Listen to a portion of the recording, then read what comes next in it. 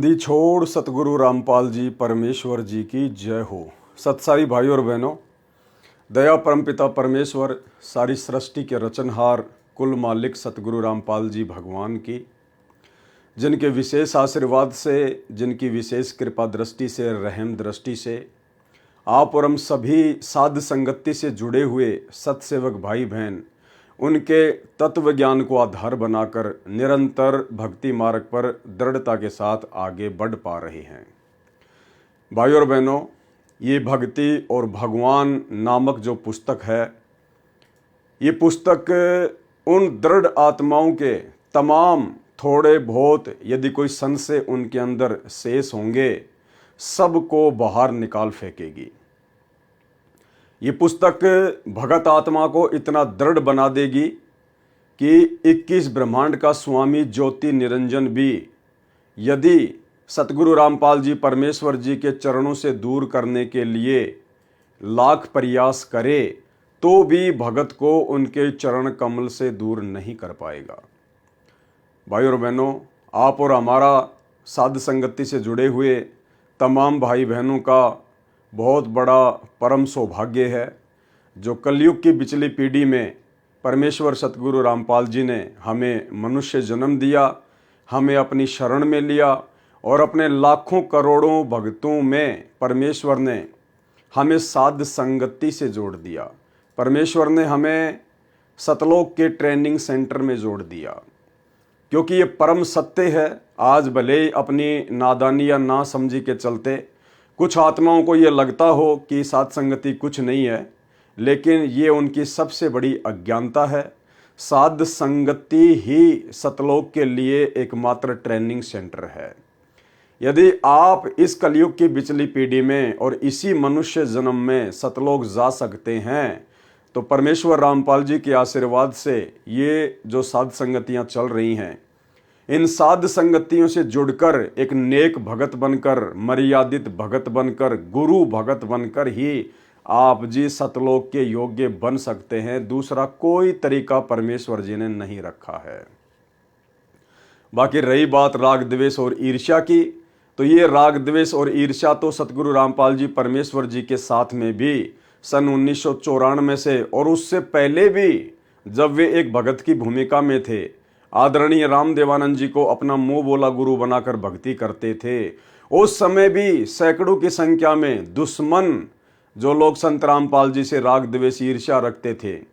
और 1994 से जब से वे नाम दीक्षा देने लगे, उसके बाद उनकी शरण में आकर न जाने कितने लोग गुरुद्रोही हो चुके हैं और उनसे राग द्वेष ईर्ष्या करके उनका कुप्रचार करना, उनके चरणों से भगत आत्माओं को नीचे गिराना, और वर्तमान में भी 2014 बरवाला कांड के बाद उन्हीं के वो भगत जो सारनाम प्राप्त थे, सतनाम प्राप्त थे, लेकिन 2014 बरवाला कांड की घटना को ना समझ पाने के चलते संत रामपाल जी से दूर हो गए, दूसरे पंथों में चले गए या भक्ति छोड़कर घर पर बैठ गए और आज उनके घोर विरोधी हैं। तो भाई और बहनों, ये सिलसिला तो इस काल लोक में सदा से चलता आया है। जब जब परमपिता परमेश्वर जी ने अपना सत्य मार्ग कहीं से भी शुरू किया है, काल ने आत्माओं में कुप्रेरणा करके उनका घोर विरोध करवाया ही करवाया है।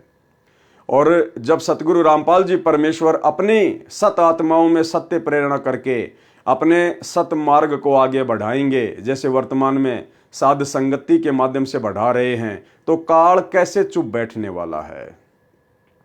अब काल स्वयं तो विरोध करने के लिए आता नहीं, क्योंकि वो तो किसी के सामने प्रकट होता नहीं, इसलिए वो उन भक्तों के अंदर कुप्रेरणा करेगा जिन भक्तों के अंदर राग द्वेष ईर्ष्या और मान बढ़ाई का रोग लगा हुआ है। तो उन आत्माओं के अंदर कुप्रेरणा करके अपने भगत भाइयों का विरोध करवाएगा और परमेश्वर के सतमार्ग को झूठा साबित करने का कुप्रयास भी करवाएगा। तो भाई और बहनों, ये पुस्तक भक्ति और भगवान कोई सामान्य पुस्तक नहीं है।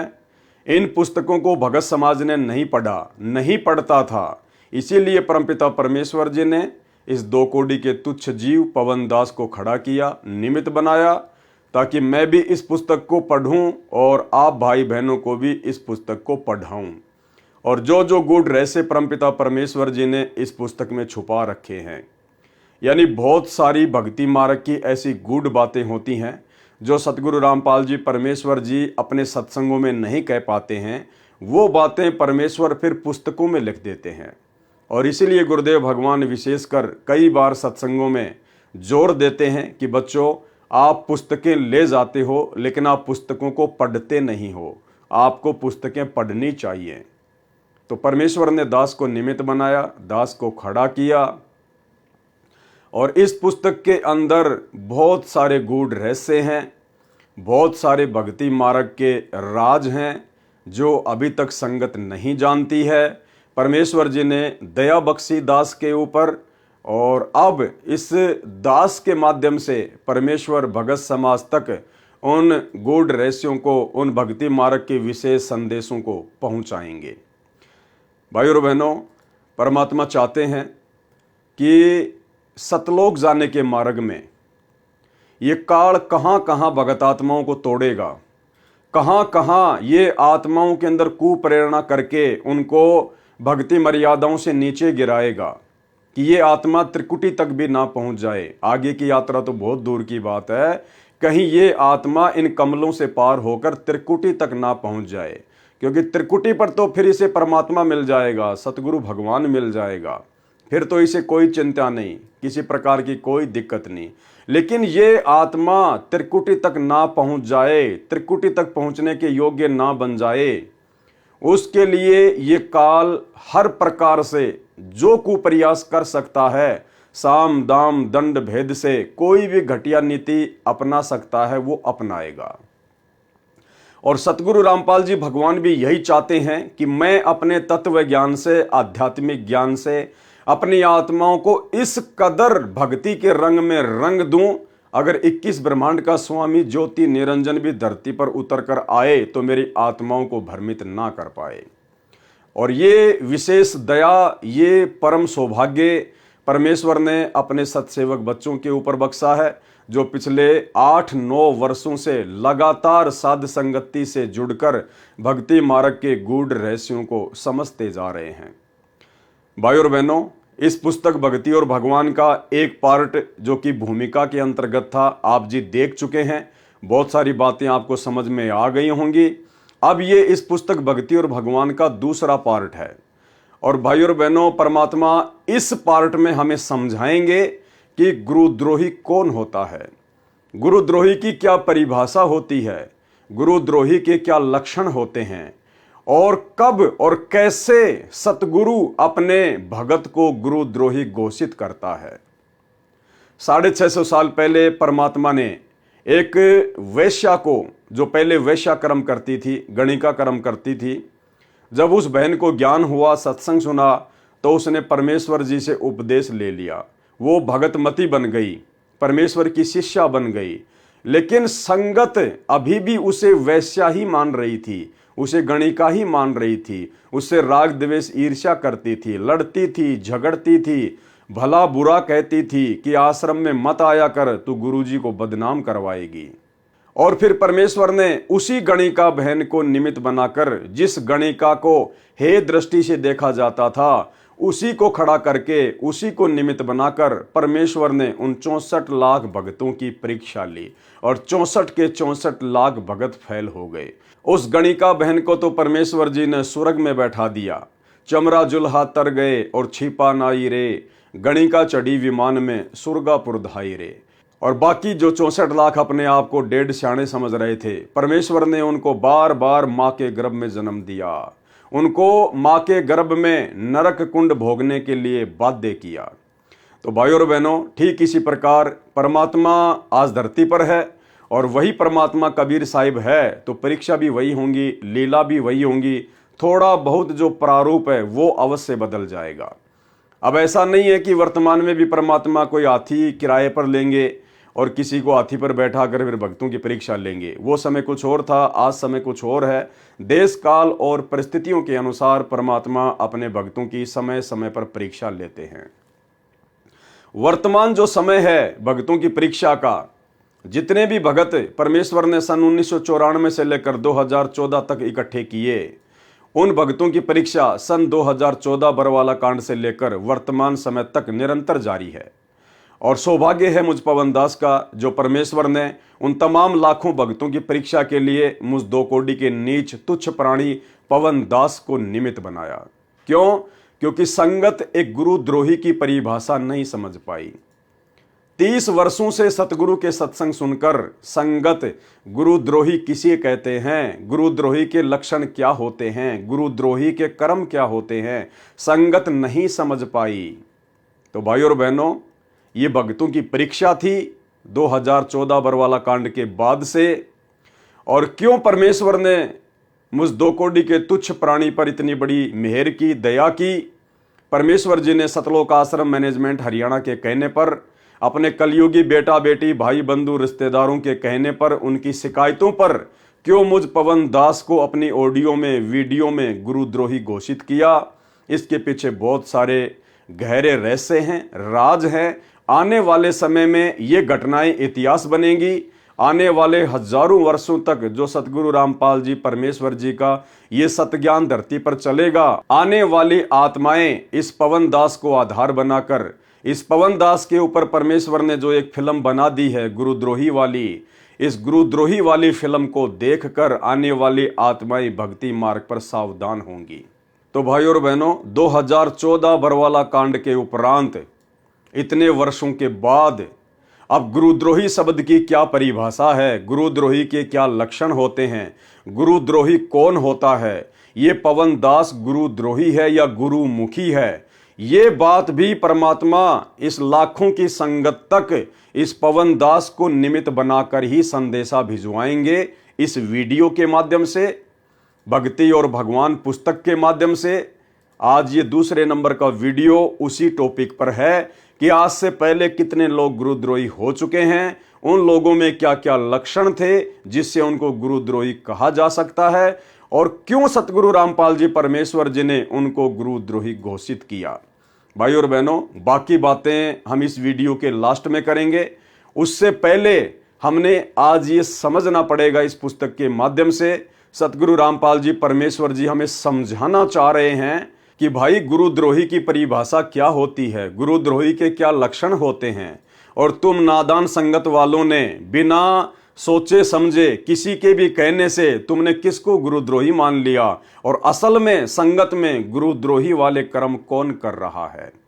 बहुत सारी बातें हैं, परमेश्वर की बहुत बड़ी मेहर साध संगति से जुड़े हुए भाई बहनों के ऊपर। परमात्मा कोई भी कमी अपने भक्ति मार्ग में अपने भक्तों के लिए नहीं छोड़ेंगे, ताकि इसी जन्म में हम भगत आत्माएं निर्बाध रूप से निसंशय होकर सतलोक को प्रस्थान कर जाएं। तो भाई और बहनों, पुस्तक आपके सामने है, भक्ति और भगवान, और ये दूसरा वीडियो बनने जा रहा है। ये इसकी विषय सूची है, शंका समाधान, गुरुद्रोही की गति।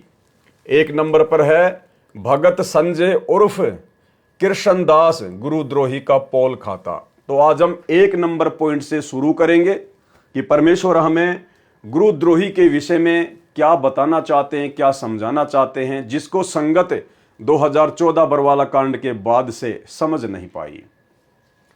पुस्तक भक्ति और भगवान, शंका समाधान, भगत संजय उर्फ कृष्णदास गुरुद्रोही का पोल खाता। किसी ने सवाल किया सतगुरु रामपाल जी परमेश्वर जी से, एक कृष्णदास नाम का लगभग 30 वर्ष का व्यक्ति अंबाला के पास कलाल्टी गांव में किसी पुराने गरीबदास मंदिर आश्रम में रहता है। भगवा वस्त्र धारण किए है, वह भी आप वाले नाम मंत्र दान करता है। आप तो कहते हो कि वर्तमान में इन मंत्रों का किसी को ज्ञान नहीं, नाम देने का किसी को अधिकार नहीं। क्या उस व्यक्ति से जो स्वयंभू गुरु बना है आत्म कल्याण संभव है? उत्तर परमेश्वर रामपाल जी ने क्या दिया? संगत माही कुसंगत उपजय, जैसे बण में बांस, और आप पे घिस घिस आग लगा ले, करे बनखंड का भी नाश। आदरणीय गरीबदास जी महाराज ने अपनी अमृतवाणी में कहा है कि पूर्ण संत की संगत में कुसंगत अर्थात गुरुद्रोही उत्पन्न होते हैं। वे सारी संगत को ऐसे नष्ट कर देते हैं जैसे वन में बांस उपजते हैं, फिर आपस में हवा के झोंकों से घिस घिस कर अग्नि लगाकर सारे वन को नष्ट कर देते हैं। ऐसा ही उदाहरण उस संजय उर्फ कृष्णदास पुत्र श्री बलवान मिस्त्री गांव करोथा वाले ने पेश किया। उस व्यक्ति का पहला नाम सुरेंद्र, दूसरा संजय तथा तीसरा आप बता रहे हैं कृष्णदास है। वह पहले मुझदास का शिष्य था। सतगुरु रामपाल जी परमेश्वर कह रहे हैं कि पहले वह व्यक्ति मुझदास का शिष्य था। वह इसी गांव करोथा का वासी है। कुछ वर्ष तक मर्यादा में रहकर सेवा तथा सुमरण करता रहा। जो ज्ञान ये दास प्रचार करता है उसे भी याद हो गया तथा बोलने की शैली सुधार कर तड़क भड़क कर बोलने लगा तथा चटक मटक कर चलना उसका स्वभाव है। आंखें बंद करके अकड़ कर बैठकर दिखावटी बुगला भजन करके ढोंग अर्थात दंभ करके प्रभुता व प्रशंसा का पात्र बनना उसके विनाश का कारण बना। क्योंकि ऐसे हट करके एक स्थान पर बैठना पवित्र गीता जी तथा पवित्र अमृतवाणी परमेश्वर कबीर साहिब जी तथा गरीबदास जी महाराज के अनुसार शास्त्र विरुद्ध है। उस व्यक्ति ने मुझदास से तीनों मंत्र प्राप्त किए। चापलूसी करना तथा कपट युक्त बातें करना उसकी आम बात है। वह चातुर प्राणी है तथा महिमा का भूखा है। मुझदास के साथ साथ रहते हुए भी मुझसे छुपाकर अपने आप को महाराज कहलवाता था। यानी सतगुरु रामपाल जी परमेश्वर जी ने जिस संजय नाम के व्यक्ति को सन 2000 के आसपास गुरुद्रोही घोषित किया, जो वर्तमान में हरियाणा के अंबाड़ा के पास में कलाल्टी गांव में एक गरीबदासी आश्रम में संत बनकर रह रहा है, परमेश्वर ने क्या लक्षण बताया कि वो क्यों गुरुद्रोही हुआ। परमेश्वर क्या कह रहे हैं कि मुझसे छुपाकर अपने आप को महाराज कहलवाता था। तो भाइयों और बहनों, आपने ये लक्षण क्या मुझ पवनदास में देखा? क्या मैं पवनदास कभी अपने आप को महाराज कहलवाता हूं? यदि कोई भगत मुझे जहां जहां साथ संगतियां होती हैं या फोन पर बातें होती हैं, यदि कोई भगत मुझे विशेष मान या सम्मान भी देने का प्रयास करता है, तो ये दास पवनदास परमेश्वर के ज्ञान आधार से अपने आप को सुरक्षित रखते हुए और उस भाई को समझाते हुए सारी संगत के सामने उसी समय उसको टोक देता है कि भाई आज के बाद ऐसी गलती ना करना। हम सबका सरदार, हम सबका भगवान, हम सबका महाराज, हम सबका बाप, हम सबका कैप्टन केवल एक ही है, सतगुरु रामपाल जी परमेश्वर। बाकी हम जितने भी भगत भाई बहन हैं, हम सब जीव हैं, दो कोटि के प्राणी हैं। आप और हमारी कोई हैसियत नहीं है। भक्ति मार्ग में ना कोई जूनियर होता ना कोई सीनियर होता। परमेश्वर के लिए भगत चाहे काला हो, चाहे पीला हो, चाहे गोरा हो, चाहे लूला हो, चाहे लंगड़ा हो, चाहे अमीर हो, चाहे गरीब हो, कैसा भी हो, स्त्री हो या पुरुष हो, बच्चा हो, बूढ़ा हो, परमेश्वर सतगुरु रामपाल जी के रूप में सब समान दृष्टि से हैं। तो जो मान सम्मान आप जी अपनी अज्ञानतावश मुझ पवनदास को देना चाहते हो, आपने तमाम भगत भाई बहनों को एक दृष्टि से देखना है। यहां परमेश्वर के अलावा कोई मान सम्मान का पात्र नहीं है। इसलिए ऐसी गलती दोबारा ना करना, क्योंकि मुझ पवनदास को भी डर लगता है, भय लगता है। भाई मैं तो एक भगत हूं छोटा सा परमात्मा का, और भगत भी मैं तो सच्चा मुच्चा नहीं हूं, बनने का प्रयास कर रहा हूं गुरुदेव भगवान के आशीर्वाद से। मुझे तो अपना आत्म कल्याण करवाना है, या महाराज बनके या कोई संत बनके अगले जन्म में गधा बनके यहीं पे नहीं डोलना मुझे।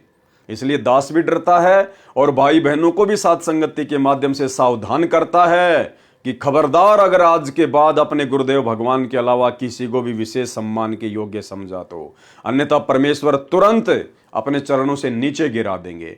तो आप भाई बहनों ने सन 2014 बरवाला कांड के बाद जब से मुझ दास को गुरुद्रोही घोषित करवाया गया है जबरन जबरदस्ती, आपने कभी भी, मेरे हजारों की संख्या में वीडियो हैं, और सन 2015 के लास्ट से वर्तमान 2024 तक ये दास संगत में एक्टिव रहा है। आप सभी भाई बहनों के लिए वीडियो बनाता हूं, परमेश्वर के भक्ति मार्ग से आपको परिचित करवाता हूं। और जितने भी काल प्रेरित लोग हैं, सतलोक आश्रम मैनेजमेंट हरियाणा, गुरुदेव का कलयुगी परिवार, ये कोऑर्डिनेटर जो बहुत अच्छे भगत बनकर और संगत में परमेश्वर के ज्ञान और विधान के विपरीत आपसे कुकर्म करवाते हैं, आप लोगों को जगाता हूं, सावधान करता हूं, ताकि आपकी मर्यादा बचे, आपकी भक्ति बचे।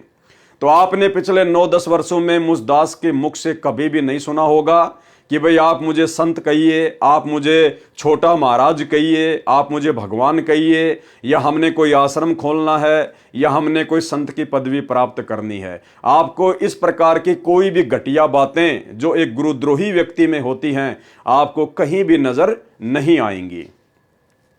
तो जो कृष्ण दास था, जिसको गुरुदेव भगवान ने गुरुद्रोही घोषित किया, उसका सबसे पहला जो गलत कार्य था क्या था?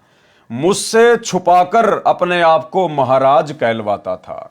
सतगुरु रामपाल जी परमेश्वर कह रहे हैं कि मुझसे छुप छुपाकर संगत में अपने आप को महाराज कहलवाता था तथा आशीर्वाद देता था। भाई और बहनों, गुरुद्रोही के लक्षण होते हैं ये कि वो अपने गुरुदेव से छुप छुपा के और संत बनने की चाहत में लोगों को आशीर्वाद देता है। लेकिन आपने पिछले 10 वर्षों में मुझ पवन दास के अंदर ऐसा किसी भी प्रकार का कोई भी घटिया कर्म नहीं देखा होगा। ये दास तो सौपन में सोच भी नहीं सकता। मैं तो अपने गुरुदेव भगवान के आशीर्वाद का प्यासा हूं।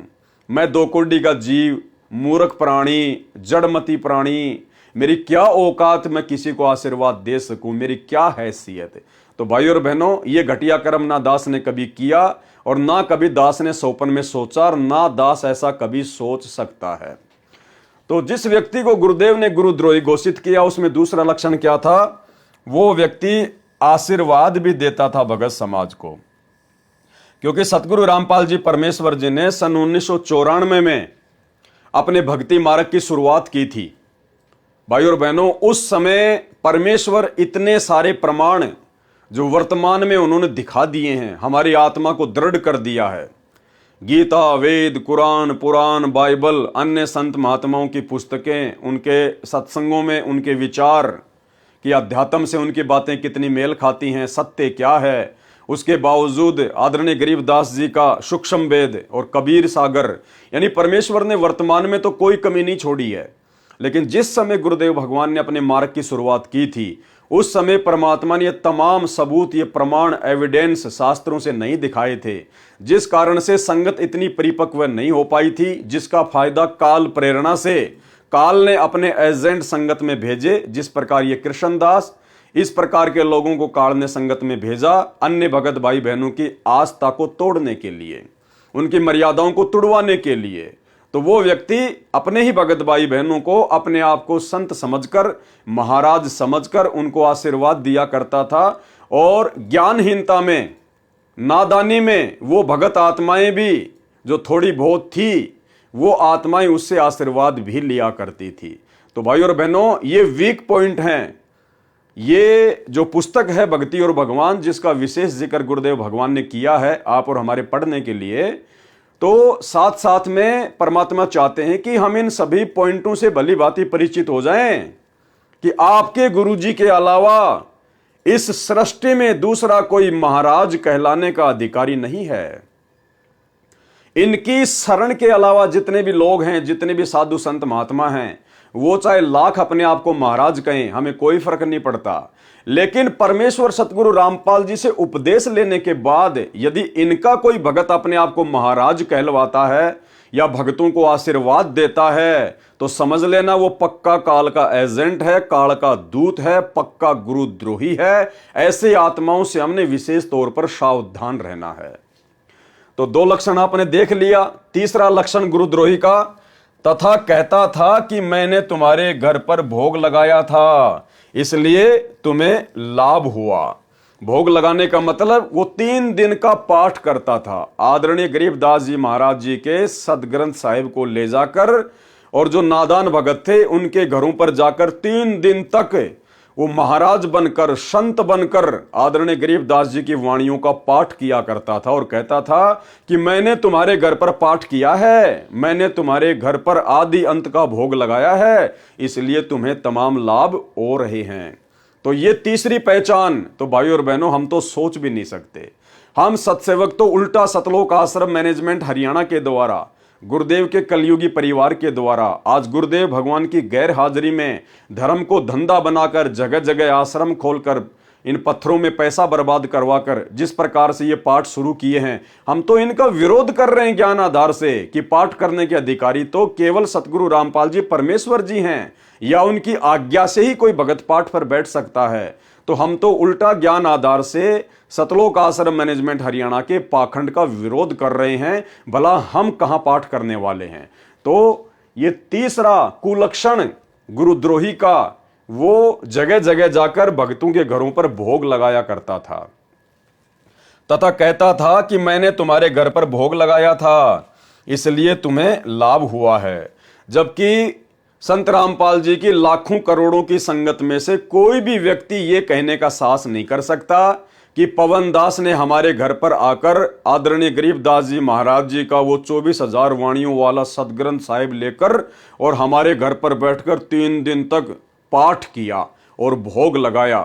क्योंकि भाई और बहनों हम भगत हैं और भगत की क्या मर्यादा होती है, भगत का क्या अधिकार क्षेत्र है, ये परमेश्वर सतगुरु रामपाल जी ने अपने सत्संगों में भली भांति बता दिया है, समझा दिया है और परमेश्वर का विशेष आशीर्वाद है साथ संगति पर। इसलिए ऐसी घटिया हरकत या ऐसी गलती कम से कम साथ संगति से जुड़े हुए भाई बहन तो नहीं करने वाले हैं।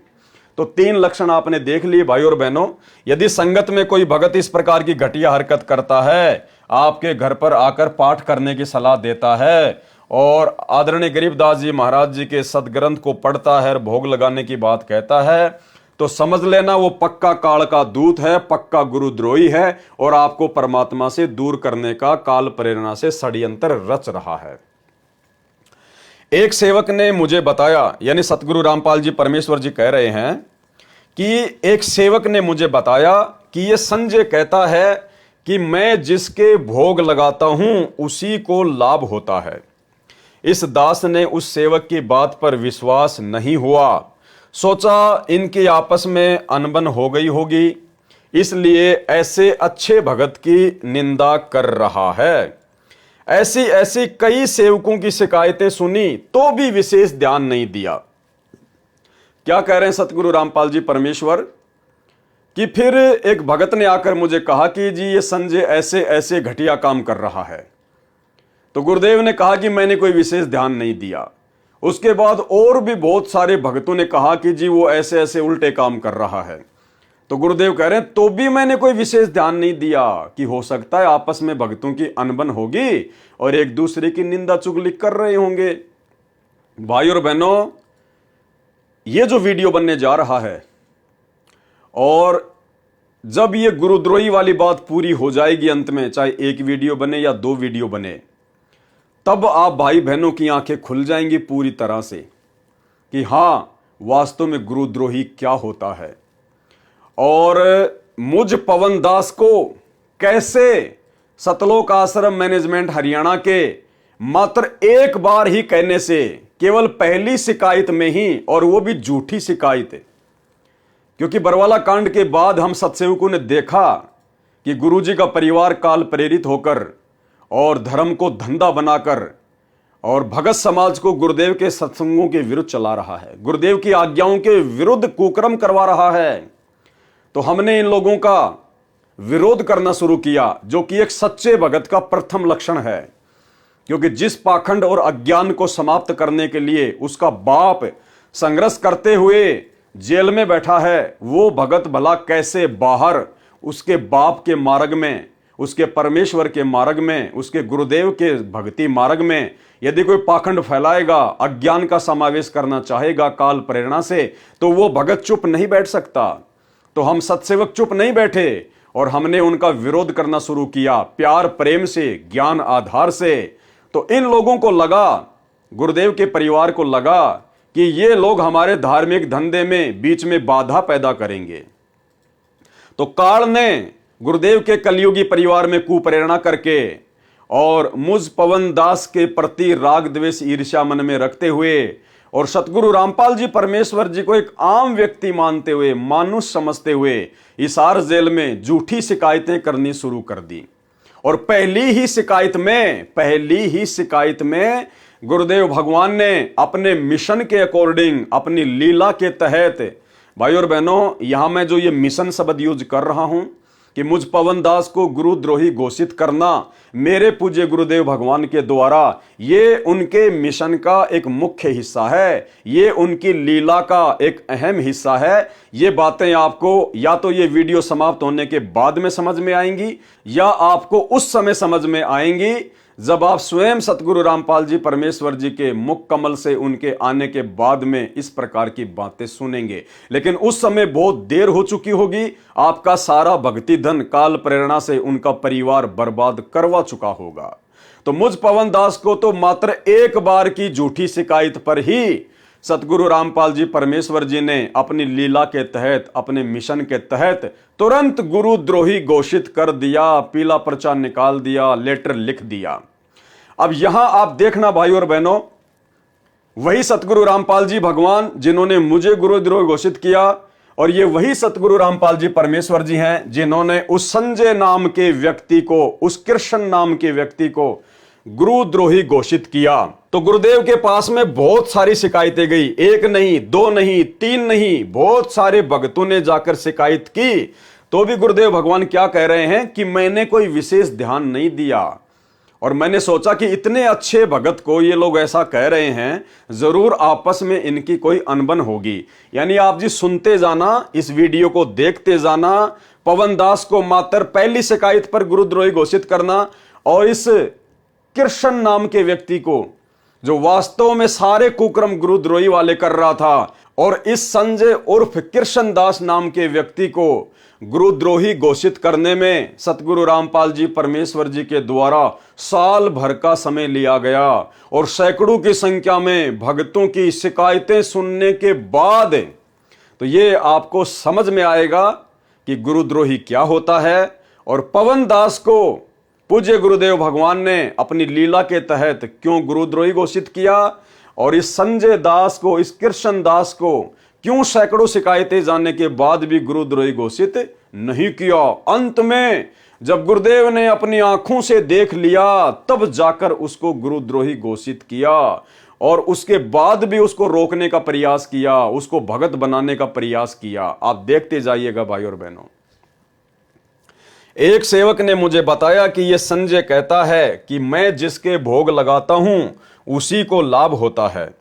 इस दास ने, अर्थात परमेश्वर गुरुदेव कह रहे हैं कि इस दास ने उस सेवक की बात पर विश्वास नहीं हुआ, सोचा इनके आपस में अनबन हो गई होगी, इसलिए ऐसे अच्छे भगत की निंदा कर रहा है। ऐसी ऐसी कई सेवकों की शिकायतें सुनी तो भी विशेष ध्यान नहीं दिया, क्योंकि उस व्यक्ति में चतुरता तथा चापलूसी आवश्यकता से अधिक थी। भाई और बहनों, हमारे गुरुदेव भगवान तो परमात्मा है, कबीर साहिब हैं, परमेश्वर हैं, ये तो अंतर्यामी हैं। जिस समय भगत ने पहली बार शिकायत की तो क्या गुरुदेव ने अपने दिव्य दृष्टि से देखा नहीं होगा? क्या परमेश्वर को पता नहीं? उनके तो आंखों के सामने सारी घटनाएं रहती हैं कि वास्तव में वो व्यक्ति गुरुद्रोही वाले काम कर रहा है या नहीं कर रहा है। परमेश्वर को सब पता था, लेकिन परमेश्वर दयालु हैं, परम दयालु हैं। परमेश्वर चाहते हैं कि आत्मा भक्ति मार्ग पर लगी रहे, उसको समझा बुझाकर भक्ति पर लगा के रखूं, उसके कर्म फूटने से बचें। इसके बावजूद भी परमेश्वर ने उन बातों को टाल दिया कि भाई हो सकता है आपस में इनकी खींचातानी हो गई होगी। मुझ दास को फिर भी शक नहीं हुआ। गुरुदेव कह रहे हैं उसकी इतनी शिकायतें आने के बाद भी मेरे को शक नहीं हुआ कि सचमुच यह इतना गिर चुका है। एक दिन यह दास गांव कसरेटी में पाठ करने गया हुआ था। हरियाणा में कोई गांव है कसरेटी, वहां गुरुदेव भगवान कह रहे हैं कि मैं पाठ करने गया हुआ था। वहां पर एक बहन आई, उसका एक 5 वर्षीय लड़का था। उसने आते ही पूछा, उस बहन ने आते ही पूछा, जहां गुरुदेव बैठे हुए थे, उसने आते ही पूछा कि संजय महाराज कहां है। मेरे पास बैठे सेवक ने पूछा क्या काम है? महाराज जी तो यहां बैठे हैं। उस बहन ने कहा ये नहीं है। उस बहन ने कहा कि ये नहीं है। जो संत रामपाल जी बैठे हुए थे, उस बहन ने कहा कि ये वाला महाराज नहीं, वह तो कम आयु का है, वो तो जवान है, वो तो थोड़ी उम्र का है। उस बहन ने बताया मैं मालचा की लड़की हूं। मालचा कोई गांव है, मैं वहां की लड़की हूं। और वह महाराज वहां मिला था, वो संजय महाराज, संजय उर्फ कृष्णदास, वह महाराज मुझे वहां मिला था। मेरे लड़के को बोलने में अटक लगती है, यानी वो हकला के बोलता था उसका लड़का। संजय महाराज से 2 बार तो हाथ रखवा लिया है। वह कह रहा था कि ठीक ना होवे तो फिर से ले आना। यानी उस कृष्णदास उर्फ संजय ने उसके बेटे के सिर पर 2 बार हाथ रखा, आशीर्वाद दिया कि अब तेरा बच्चा अटक अटक के नहीं बोलेगा। वह कह रहा था कि ठीक न होवे तो फिर से ले आना, बच्चे पर आशीर्वाद का हाथ रखवाना है। वो बहन क्या बोली कि जल्दी से बताओ महाराज कहां हैं, जबकि गुरुजी भी वहीं बैठे हुए थे। बोले जल्दी से बताओ, मुझे बच्चे के सिर पर हाथ रखवाना है, बच्चे पर आशीर्वाद का हाथ रखवाना है। मैं मालचा गई थी, वहां से पता चला कि कसरेटी में पाठ है, वहां मिलेगा। उसके पश्चात अब सतगुरु रामपाल जी परमेश्वर क्या कह रहे हैं, उसके पश्चात मुझ दास को विश्वास हुआ कि सेवक ठीक ही कहा करते थे। यानी गुरुदेव ने अपनी आंखों से जब सुन लिया उस बहन से, उसके बाद गुरुदेव कह रहे हैं कि मुझे तब जाकर यकीन हुआ कि भाई बाकी भगत बिल्कुल ठीक कह रहे थे। तो भाई मुझ पवन दास का सबसे पहली बात तो कोई ये नहीं बता सकता संगत में कि मैंने परमेश्वर के ज्ञान या विधान के अनुसार उनके सत्संगों के विरुद्ध घटिया कर्म क्या किया है। और दूसरा, ना ही मुझे सतगुरु रामपाल जी परमेश्वर जी ने आमने सामने होकर देखा है, ना ऐसा कोई प्रमाण किसी ने पेश किया है कि पवनदास गुरुद्रोही है, या पवनदास ने किसी के बच्चे को आशीर्वाद दे दिया, किसी के घर में जाके पाठ कर दिया, या पवनदास अपने आप को महाराज कहलवाता है, या पवनदास ने कोई भगवा वस्त्र धारण कर लिए हैं, पवनदास किसी को नाम देने लग गया है, या पवनदास ने कोई आश्रम खोल लिया है। कोई प्रमाण नहीं, कोई सबूत नहीं। लेकिन पहली शिकायत पर मुझदास को मेरे पूज्य गुरुदेव भगवान के द्वारा अपनी लीला के तहत गुरुद्रोही घोषित कर दिया गया। और यहां उसकी ढेरों शिकायत, लेकिन गुरुदेव कह रहे हैं कि मैंने अपनी आंखों से देखा। लेकिन भाई और बहनों, इतना ही पर्याप्त नहीं है। अभी भी गुरुजी ने उसको गुरुद्रोही घोषित नहीं किया। अभी आप सुनते जाना आगे आगे। उसके पश्चात मुझदास को विश्वास हुआ कि सेवक ठीक ही कहा करते थे। फिर भी सोचा कि मेरे सामने कोई दृष्टांत हो तब बात बने। गुरुदेव ने उस बहन के मुख से सुनने के बाद भी यकीन नहीं किया। और क्या कह रहे हैं गुरुदेव कि जब बात बने, जब मेरे सामने वो कोई ऐसी हरकत करे। तो पवनदास ने तो हिसार जेल में बैठे हुए गुरुजी के सामने ऐसी कोई हरकत की नहीं अभी तक, और ना उनके पीछे से कोई हरकत की। लेकिन मुझको पहले प्रयास में गुरुद्रोही, पहली शिकायत में गुरुद्रोही। और यहां गुरुदेव क्या कह रहे हैं, उस बहन के कहने के बावजूद गुरुदेव ने क्या सोचा, उसके पश्चात मुझदास को विश्वास हुआ कि सेवक ठीक ही कहा करते थे। फिर भी सोचा, गुरुदेव कह रहे हैं कि मैंने फिर भी सोचा कि मेरे सामने कोई दृष्टांत हो, कोई प्रमाण हो, ऐसा कोई घटिया कर्म वो करे, तब बात बने, तब मुझे विश्वास हो कि वो संजय उर्फ कृष्ण वास्तव में गुरुद्रोही है।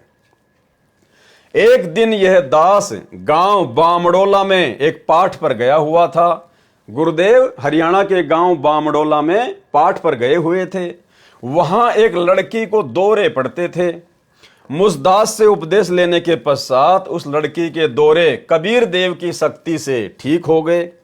वह स्वयंभू महाराज संजय भी वहां अधिक जाता था। उस बामड़ोला गांव में उस बहन के घर पर वो संजय भी जाया करता था, क्योंकि जिस फैक्ट्री में यह नौकरी करता था उसी फैक्ट्री में इसका साथी भी नौकरी करता था।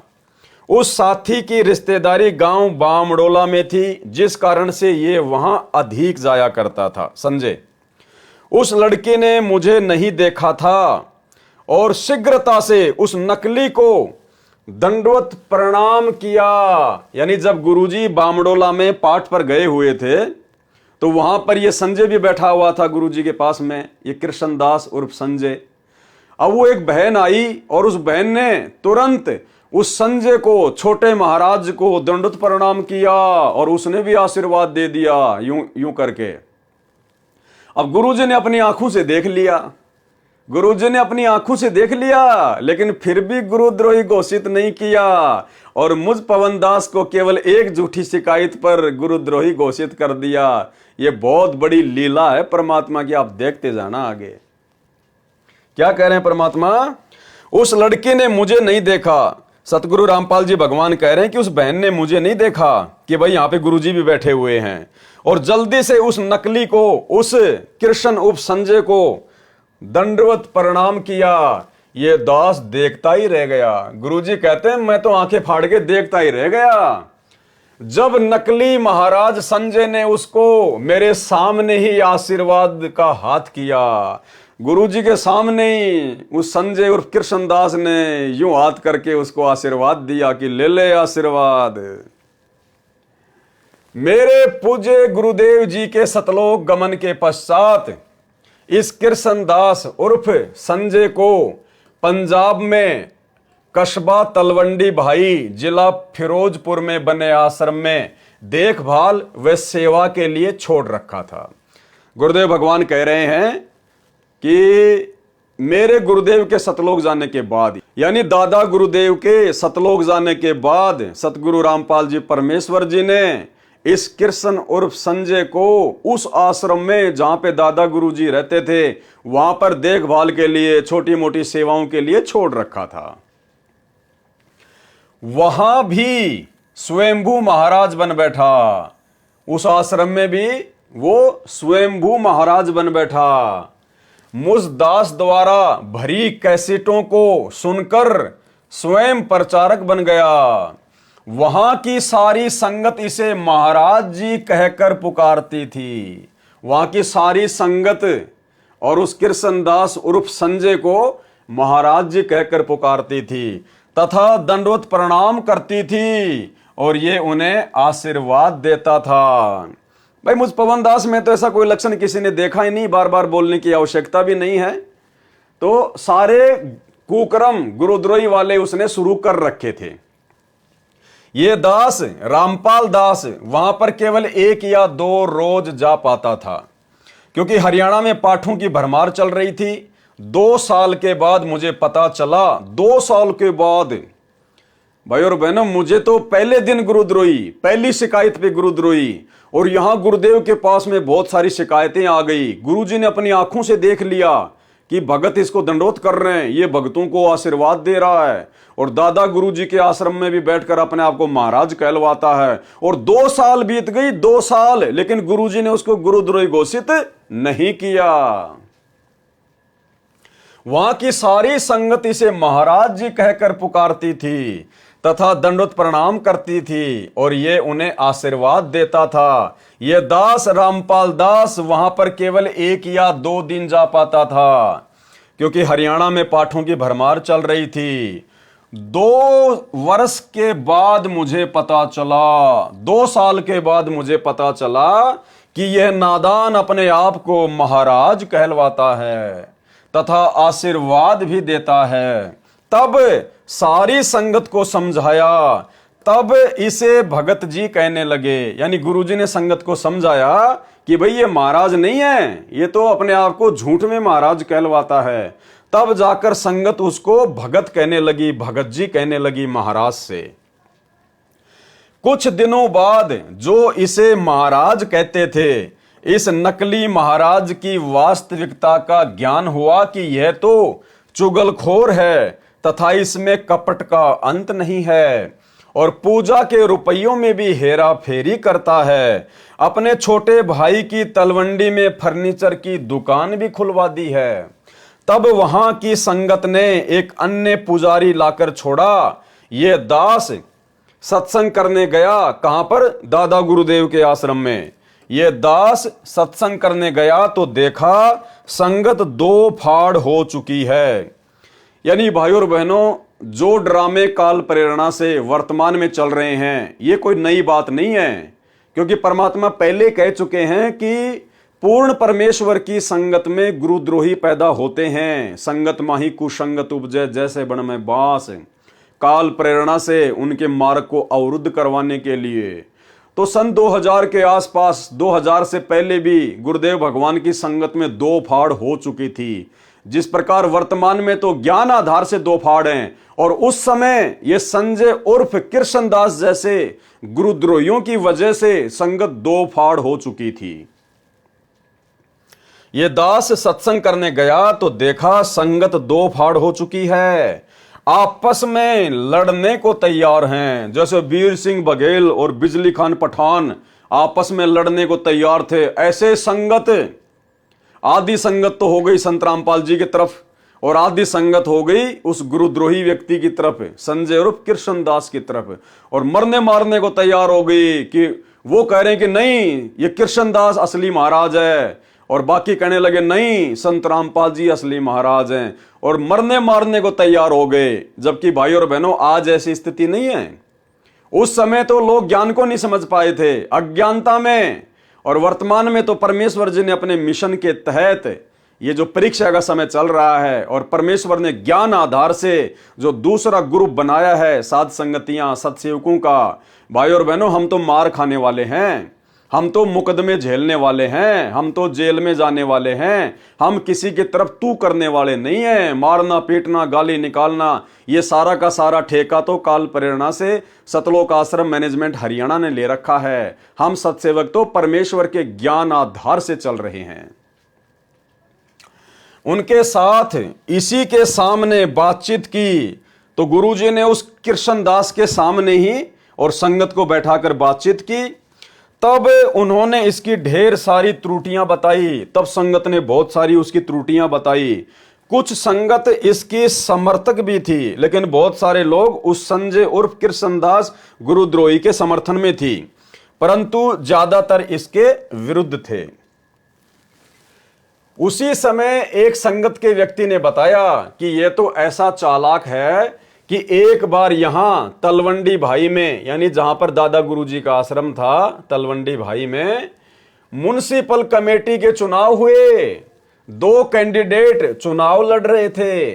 दोनों ही इस नकली महाराज संजय उर्फ कृष्णदास से विजय का आशीर्वाद लेकर गए। यानी ये घटिया कर्म जो आज वर्तमान में गुरुजी की गैर हाजिरी में सतलोक आश्रम मैनेजमेंट हरियाणा कर रहा है, गुरुजी का परिवार कर रहा है, कभी बीजेपी का समर्थन, कभी कांग्रेस का समर्थन। तो गुरुदेव ये साबित करना चाहते हैं कि काल ने पहले भी यही कुकर्म संगत में शुरू करवाए थे उस संजय उर्फ कृष्णदास के द्वारा, क्योंकि ये कर्म गुरुद्रोहियों के होते हैं। वो दोनों ही कैंडिडेट, दोनों ही उम्मीदवार इस नकली महाराज संजय उर्फ कृष्णदास से जीतने का आशीर्वाद लेकर गए, विजय का आशीर्वाद लेकर गए। दोनों ही एक की विजय होनी ही थी। विजेता कैंडिडेट यानी जो जीत गया चुनाव में, म्युनिसिपैलिटी के चुनाव में, वो कैंडिडेट बैंड बजाता हुआ आश्रम में आया, इसके माला डाली तथा इसने कहा कि मेरा आशीर्वाद कभी खाली नहीं जाता। इसने दोनों को आशीर्वाद दे दिया।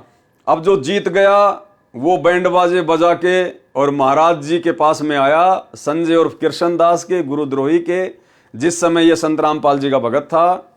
आते उसने संजय उर्फ कृष्णदास के गले में माला डाली कि महाराज जी आपके आशीर्वाद से मैं जीत गया, मेरी विजय हो गई। तब वहीं खड़े एक व्यक्ति ने कहा कि जो पराजित हुआ है, यानी जो कैंडिडेट हार गया, वह भी तो आपसे ही आशीर्वाद प्राप्त करके गया था। उस नकली महाराज कृष्णदास उर्फ संजय ने कहा कि जो पहले आता है उसी की विजय होती है, कि जो पहले आता है ना मेरा आशीर्वाद लेने, वही जीतता है। अब भाई और पवन दास ने तो किसी को आशीर्वाद नहीं दिया। पवन दास तो इस राजनीति के चक्कर से कोसों दूर है, और आप भाई बहनों को भी समझाता है कि राजनीति तो घटिया कर्म है। गुरुजी सत्संग में बताते हैं ये घटिया कर्म करने का ठेका तो गुरुजी के परिवार ने ले रखा है, सतलोक आश्रम वालों ने। हम तो राजनीति से कोसों दूर हैं। तो गुरुद्रोही का ये लक्षण है, लोगों को जीतने का आशीर्वाद देना और फिर अपने गले में माला डलवाना, हम तो इस कर्मों से बहुत दूर हैं।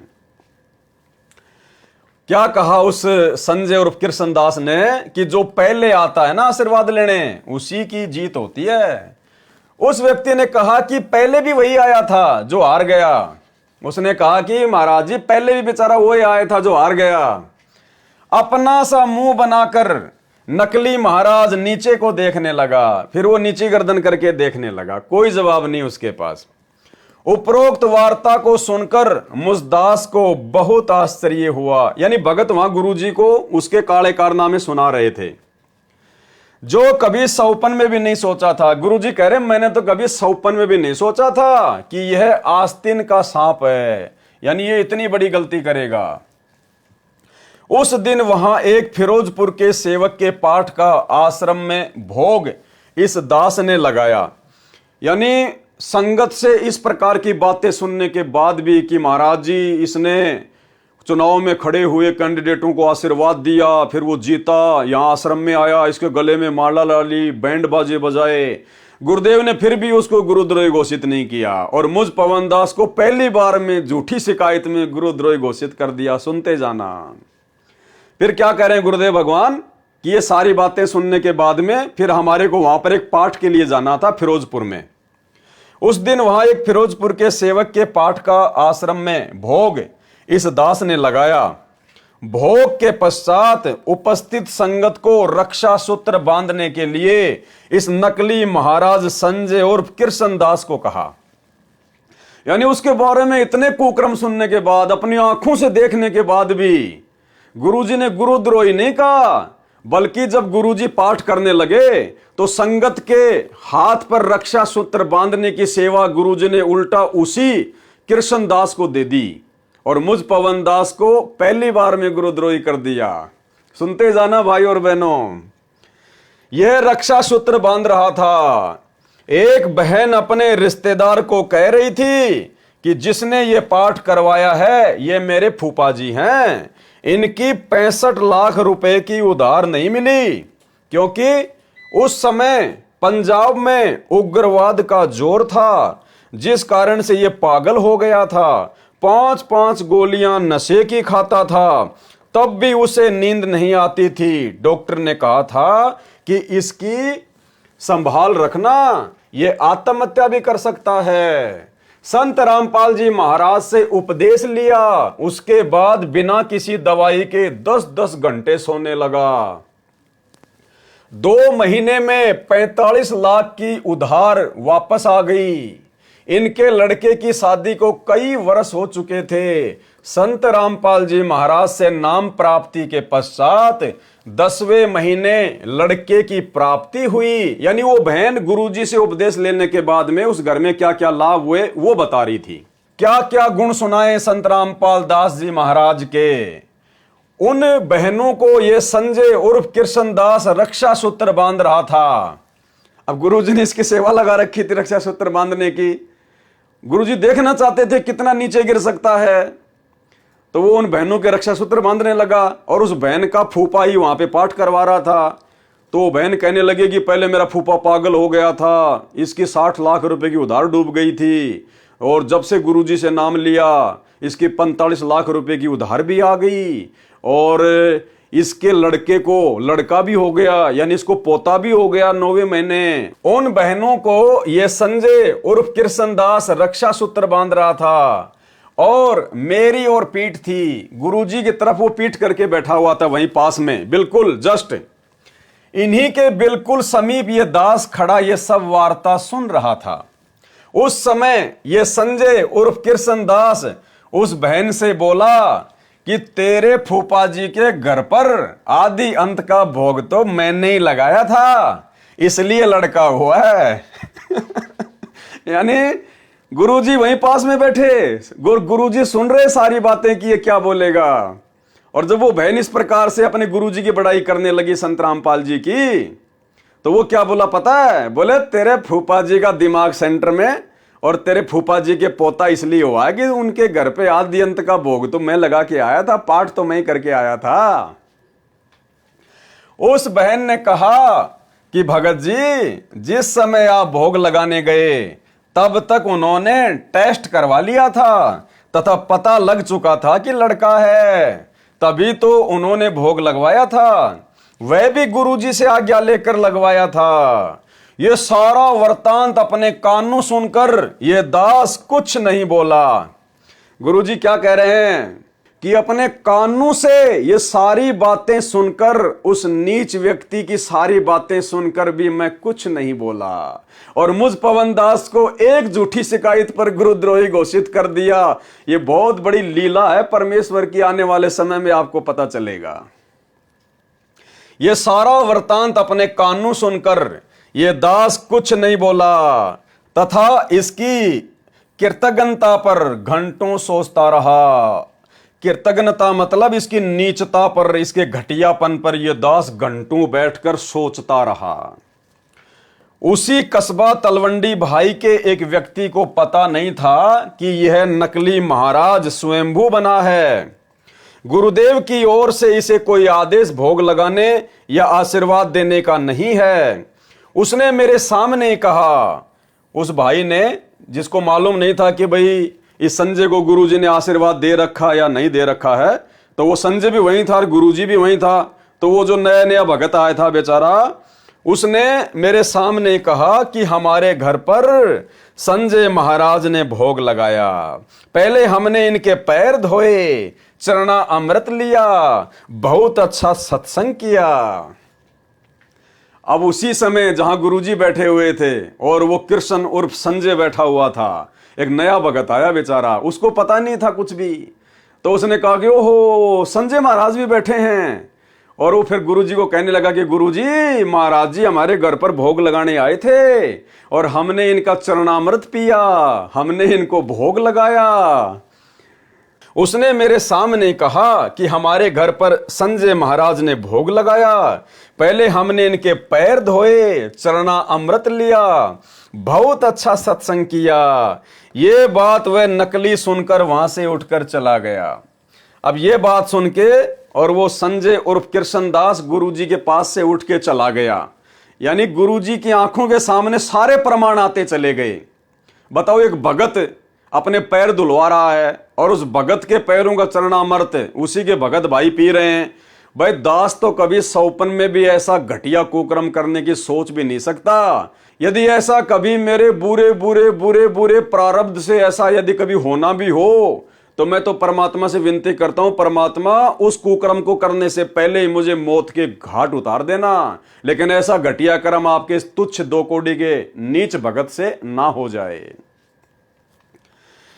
इस दास ने सर्व संगत को समझाया कि इस तरह आप नाम रहित हो जाओगे, कि इस प्रकार एक भगत को यदि आप इतना महत्व दोगे, एक भगत के आप पैर धोओगे, उसका चरणामृत पियोगे, उससे पाठ करवाओगे, तो आपका नाम खंड हो जाएगा।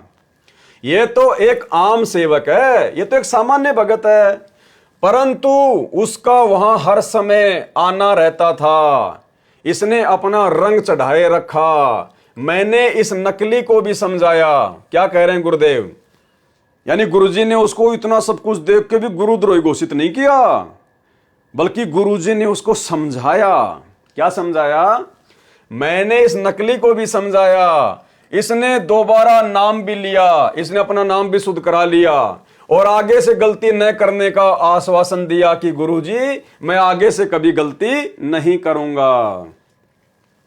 दूसरी बार गया तो वह व्यक्ति जिसने इससे भोग लगवाया था तथा पैर धोए चरणामृत लिया था, उसकी 25 लाख रुपए की हानि हो गई। मेरे सामने बुरी तरह से रो रहा था। उसको इस दास ने बताया कि आप नाम रहित हो गए हो, कि आपका नाम खंड हो गया। आपने नकली महाराज संजय उर्फ कृष्ण दास में आस्था बना ली है, इसलिए आपको हानि हुई है। परंतु वह नादान फिर भी उसी का पिट्ठू बना रहा, फिर भी वो भगत उसी का चेला बना रहा, उसी का पिट्ठू बना रहा। इस तरह के न जाने कितने छल युक्त चरित्र इस नकली महाराज संजय उर्फ कृष्णदास कपटी के देखे। क्या कह रहे हैं गुरुजी? न जाने ऐसे ऐसे कितने छल कपट युक्त इसके आचरण मैंने अपनी आंखों से भी देखे और भक्तों से भी सुने, लेकिन फिर भी गुरुजी ने गुरुद्रोही घोषित नहीं किया। और मुझ पवनदास का एक भी कोई ऐसा घटिया कर्म नहीं, और अपने परिवार की पहली शिकायत पर, झूठी शिकायत पर मेरे को पूर्णतया गुरुद्रोही घोषित कर दिया। यही परमेश्वर की लीला है। सुनते जाना आगे। यदि सारा विवरण करूं तो एक अलग से पुस्तक तैयार हो जाए। गुरुजी कहते हैं अगर उसके सारे कुकर्मों को विस्तार से बताऊं, लिखना शुरू करूं, तो पुस्तक बन जाएगी एक ज्ञान गंगा की तरह। कह रहे समझदार को संकेत ही बहुत होता है। उसके भाई ने जो फर्नीचर की दुकान खोली थी, उस गुरुद्रोही कृष्ण और संजय दास का भाई जिसने फर्नीचर की दुकान खोली थी, उस संजय के हरियाणा आते ही वह भी दुकान बंद करके हरियाणा आ गया। वहां पर उनकी दाल नहीं गली। मुझदास द्वारा उपदेश प्राप्त सेवक यानी भगत यदि किसी अन्य भगत या व्यक्ति में श्रद्धा कर लेता है, एज ए गुरु, वैसे नहीं, वैसे हम आपस में भगत भाई बहन है। हमारी श्रद्धा अगर आपस में नहीं होगी, प्यार प्रेम आपस में नहीं होगा, तो और किस में होगा? जगत में होगा। लेकिन श्रद्धा हमने गुरु की तरह नहीं करनी है। एक छोटा सा सत्संग आपको सुनाता हूं गुरुदेव भगवान का, जिसमें गुरुदेव कह रहे हैं कि यदि कोई पुराना भगत है, उसने नाम ले रखा है, और यदि वो आप भक्तों को अच्छी अच्छी बातें बताता है तो बहुत अच्छी बात है। उसकी बातें सुनो, उसके द्वारा सुनी बातों को अपने जीवन में लागू करो कि मेरे गुरुदेव भगवान ने इस भाई को कितना अच्छा ज्ञान दिया है, और ये ज्ञान इस भगत का नहीं, मेरे गुरुजी का है। और एज ए गुरु उसमें आस्था नहीं होनी चाहिए। उसके चरण छूना, उसका चरणामृत लेना, उसको महाराज कहना, ये घटिया कर्म नहीं होने चाहिए। गुरु तो केवल एक ही है, सतगुरु रामपाल जी भगवान। As a Bhagat, as a गुरु भाई, एज ए गुरु बहन, हमारी एक दूसरे में आस्था हो सकती है, लेकिन एज ए गुरु किसी में आस्था नहीं करनी है। सुनिए, एक एक पॉइंट पे बहुत गहराई सोचना है। अब कोई भक्त ज्ञान सुना रहा है, बहुत अच्छी बात है, उसके द्वारा सुने ज्ञान पर अमल करे और उससे कहे भाई मुझे भी गुरुदेव के पास ले चलो, मेरा कल्याण करा दो। और आपने नाम ले रखा है और फिर कोई चर्चा चलती है, ऐसी कोई बात नहीं, फिर भी सुनो। और कोई पुराना भक्त है वो अच्छी अच्छी बातें बताएगा तो बहुत अच्छी बात है। गदगद हो जाओ कि मेरे गुरुजी ने कितना अच्छा ज्ञान दिया हुआ इस बच्चे को, भाई को, बहन को, और ये सब गुरुजी का ही दिया हुआ ज्ञान है, इसका नहीं है। तो उसमें आपको एज ए भाई यानी गुरु भाई, गुरु बहन, तो आपकी श्रद्धा हो सकती है, लेकिन अन्य दृष्टिकोण से, क्योंकि हम फिर उस पर इतना आसक्त हो जाते हैं, उसको फिर प्रणाम करने लग जाते हैं, बड़ा अच्छा भगत से। तो ऐसे ये बीमारी हमारे भगत समाज में पड़ी रही और इसका लाभ ये काल उठा गया। मुझदास द्वारा उपदेश प्राप्त सेवक यदि किसी अन्य भगत या व्यक्ति में श्रद्धा कर लेता है तो वह मर्यादाहीन हो जाता है, उसका नाम खंडित हो जाता है।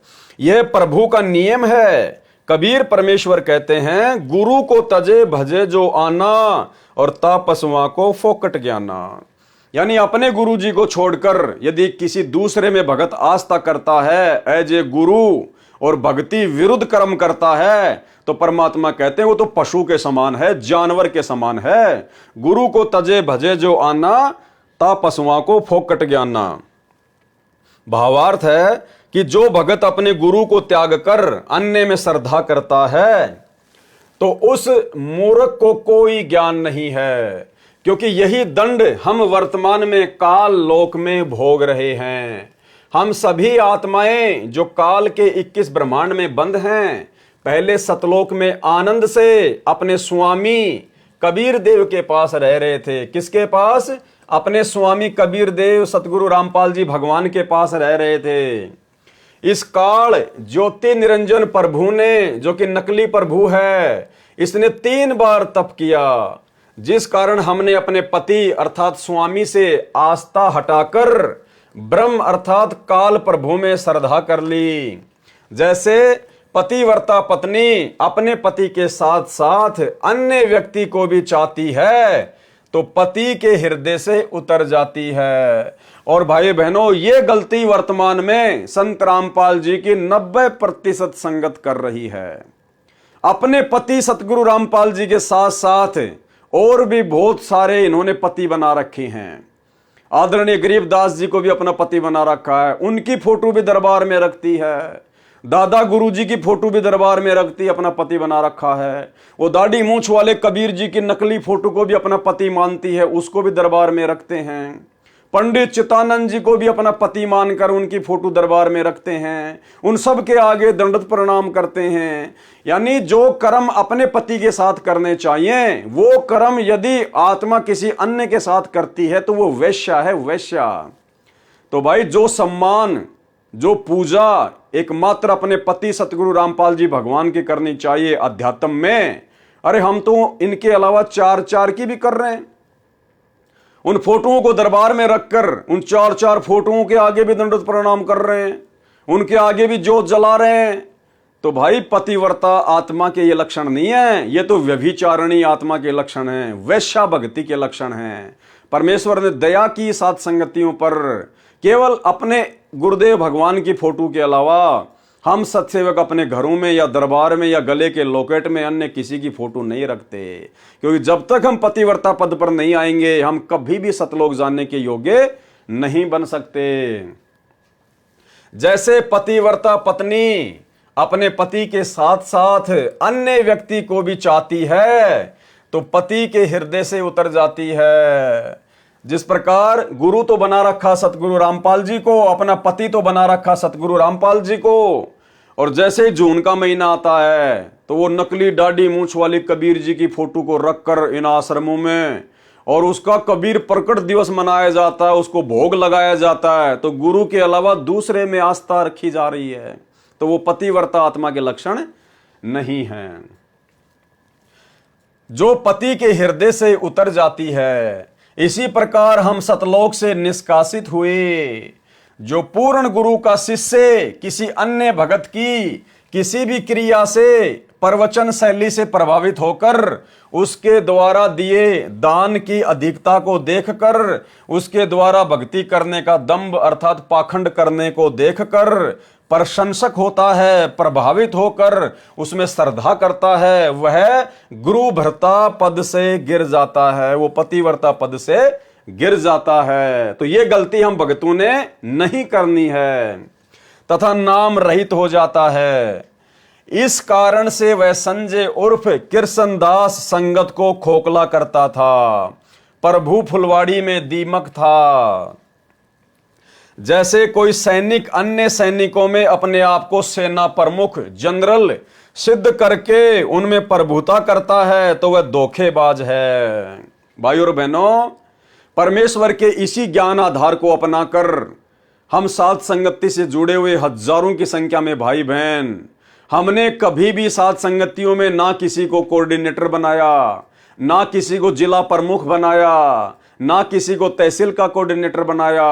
और यह दास हमेशा भाई बहनों को यही संदेशा देता आया है कि साध संगतियों का कोऑर्डिनेटर भी सतगुरु रामपाल जी भगवान है, साध संगतियों का सरदार भी सतगुरु रामपाल जी भगवान है। हम सब केवल उनके भगत हैं, उनके सेवक हैं, उनके कुत्ते हैं। हम आपस में मिलकर इकट्ठा होकर अपने भगवान की महिमा करते हैं, भोग लगाते हैं और ज्ञान आधार से चर्चा करके भक्ति मार्ग पर अपने आप को दृढ़ बनाते हैं। ये कोऑर्डिनेटर वाला सिस्टम साध संगतियों में नहीं, यहाँ कोई जनरल नहीं, कोई कर्नल नहीं, यहाँ तो केवल सब भगत हैं। क्योंकि जनरल सेना प्रमुख वाला लाभ सैनिक दूसरे सैनिक को नहीं दे सकता। जब सरकार को पता चलता है तो उस नकली जर्नल को यह सोचकर नौकरी से निकाल दिया जाता है कि यह धोखेबाज आगे भी देशद्रोह कर सकता है। यही भूमिका संजय उर्फ कृष्णदास नकली महाराज कर रहा था। अब पवन दास ने तो ऐसी कोई भूमिका कभी नहीं की। वही आप मेरे हजारों की संख्या में वीडियो फेसबुक या यूट्यूब पर जाकर देख सकते हैं। साध संगति से जुड़े हुए किसी भी भाई बहन से पूछ सकते हैं। आगे चलिए।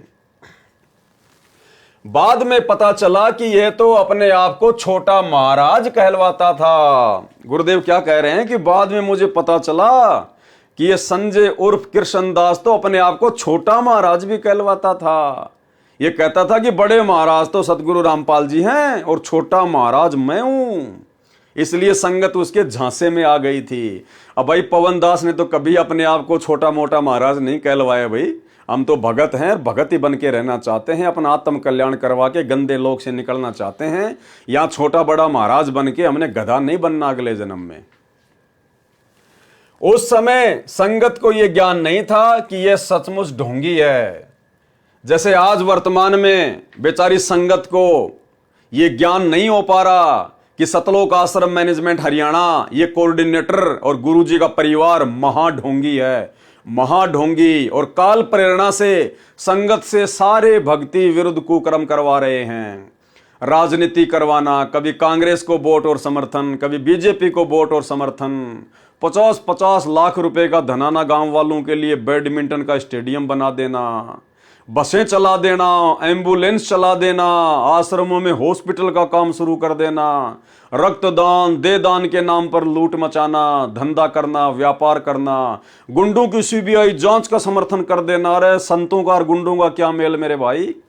लेकिन राजस्थान के गैंगस्टर आनंदपाल सिंह की सीबीआई जांच के समर्थन में आ गए। हरियाणा के जाट आरक्षण में 2-4-5% आरक्षण के लिए उन जाटों का समर्थन कर दिया। अरे हमने तो सतलोक में चाहिए आरक्षण, इस गंदे लोक में क्या करेंगे 2-4-5% लेकर। परमात्मा कहते हैं तुम तो 2-4-5% के लिए मर रहे हो, और गुरुदेव कहते हैं कोटि जन्म तू राजा की न्या मिटी न मन की आशा, कि करोड़ों बार तू राजा रह चुका है, पूरी पृथ्वी तेरी थी नालायक, अब तू 2-4% आरक्षण के लिए अपनी भक्ति बर्बाद कर रहा है। अब उस नकली गुरु से अधिक ज्ञान तो यहां की संगत के 10 वर्ष के बच्चे को भी है। उसके बाद उस नादान को ना जाने कितनी बार समझाया। क्या कह रहे हैं गुरुदेव कि उसकी इन तमाम हरकतों को देखने के बावजूद मैंने ना जाने कितनी बार समझाया। भाई पवन दास को तो कभी भी एक बार भी नहीं समझाया, एक बार भी।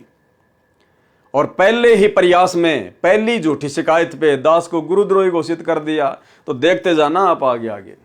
उस नादान को ना जाने कितनी बार समझाया कि यह मनुष्य जीवन बार बार नहीं मिलता, यह वास्तविक भक्ति विधि तथा तत्व ज्ञान बहुत ही असंभव है। यदि मनुष्य जन्म मिल भी जाएगा तो वास्तविक विधि नहीं मिलती। उस नकली महाराज ने क्षमा याचना की।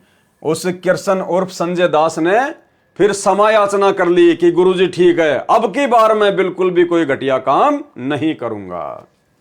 उस नकली महाराज ने क्षमा याचना करी, माफी मांगी, और फिर दोबारा से उपदेश ले लिया।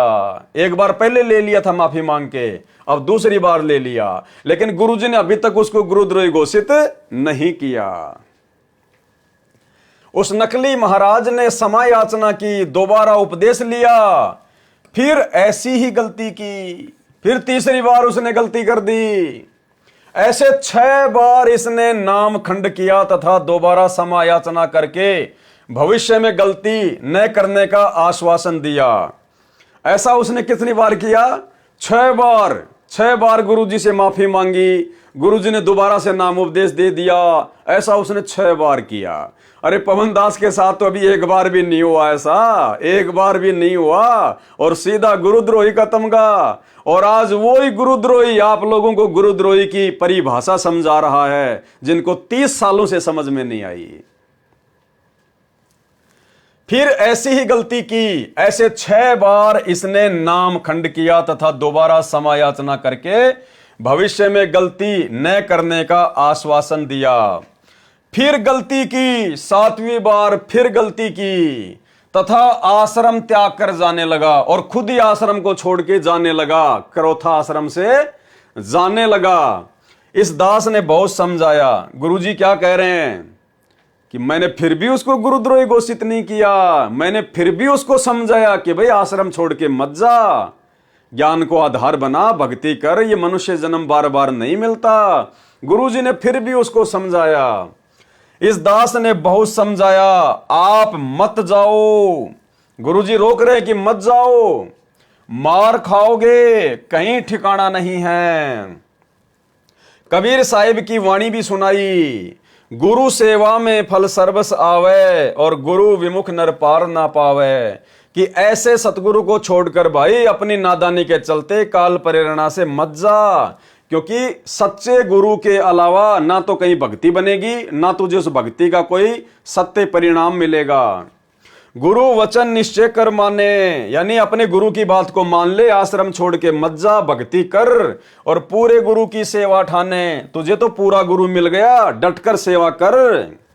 गुरु चरणन में ध्यान लगावे, कि अपने गुरु जी के चरणों में ध्यान लगा, उनकी बातों को अपने चित्त पर रख और अंत कपट गुरु से ना लावे। और ये कपट ना कर अपने गुरु जी से, ये उल्टे काम ना कर संगत में, इस प्रकार से बैठ के भक्ति कर। गुरु से शिष्य करे चतुराई, सेवाहीन नरक में जाई। अगर तू अपने गुरु से इस प्रकार से छल कपट करेगा, चतुराई करेगा, धोखाधड़ी करेगा, तो कहते हैं सेवाहीन होकर फिर नरक में जाएगा। सतगुरु की गति हृदय धारे और सकल बकवाद निवारे, कि तेरे गुरु ने तुझे जो गति बता दी, जो बातें बता दी, जो ज्ञान दे दिया, उसके अनुसार भक्ति कर और सारी बकवाद और सारी जो बकवाद है काल प्रेरणा से, उनको त्याग दे। शिष्य होए सर्वस नहीं वारे, भगत होकर यदि अपना सब कुछ अपने गुरु जी पर नहीं वारेगा, समर्पित नहीं करेगा, और ही कपट मुख प्रीत उचारे, और मुंह से तो मीठा मीठा बोलेगा और अंदर अपने गुरु जी के प्रति कपट रखेगा, द्वेष रखेगा, तो कहते हैं नरक में जाएगा। गुरु से कपट करे चतुराई, सो हंसा भव भर में आई। वापस इसी काल लोक में गधे कुत्ते बनने के लिए आती है ऐसी आत्मा। गुरु से कपट शिष्य जो राखे, फिर यम राजा के मुगदर चाखे, यानी यम राजा के, धर्मराज के दूतों के मोटे मोटे डंडे खाएगा फिर अगर गुरु जी से कपट करेगा तो। जो शिष्य गुरु की निंदा करही, परिवार सहित नरक में पड़ही, यानी निंदा करेगा तो फिर भक्ति छोड़ेगा, भक्ति छोड़ेगा तो फिर उसका परिवार भी वैसा ही काम करेगा, तो परिवार को भी लेके डूबेगा। और गुरु को तजे भजे जो आना, ता पशुओं को फोकट ज्ञाना। ऐसे पशुओं को तो कोई ज्ञान नहीं जो गुरु को छोड़ के और दूसरे में आस्था रखे। गुरु से बैर करे शिष्य जोई, भजन नाश और बहुत बिगोई। गुरु जी से राग द्वेष करने वाला, दुश्मनी करने वाला अपने भजन का सत्यानाश कर देता है।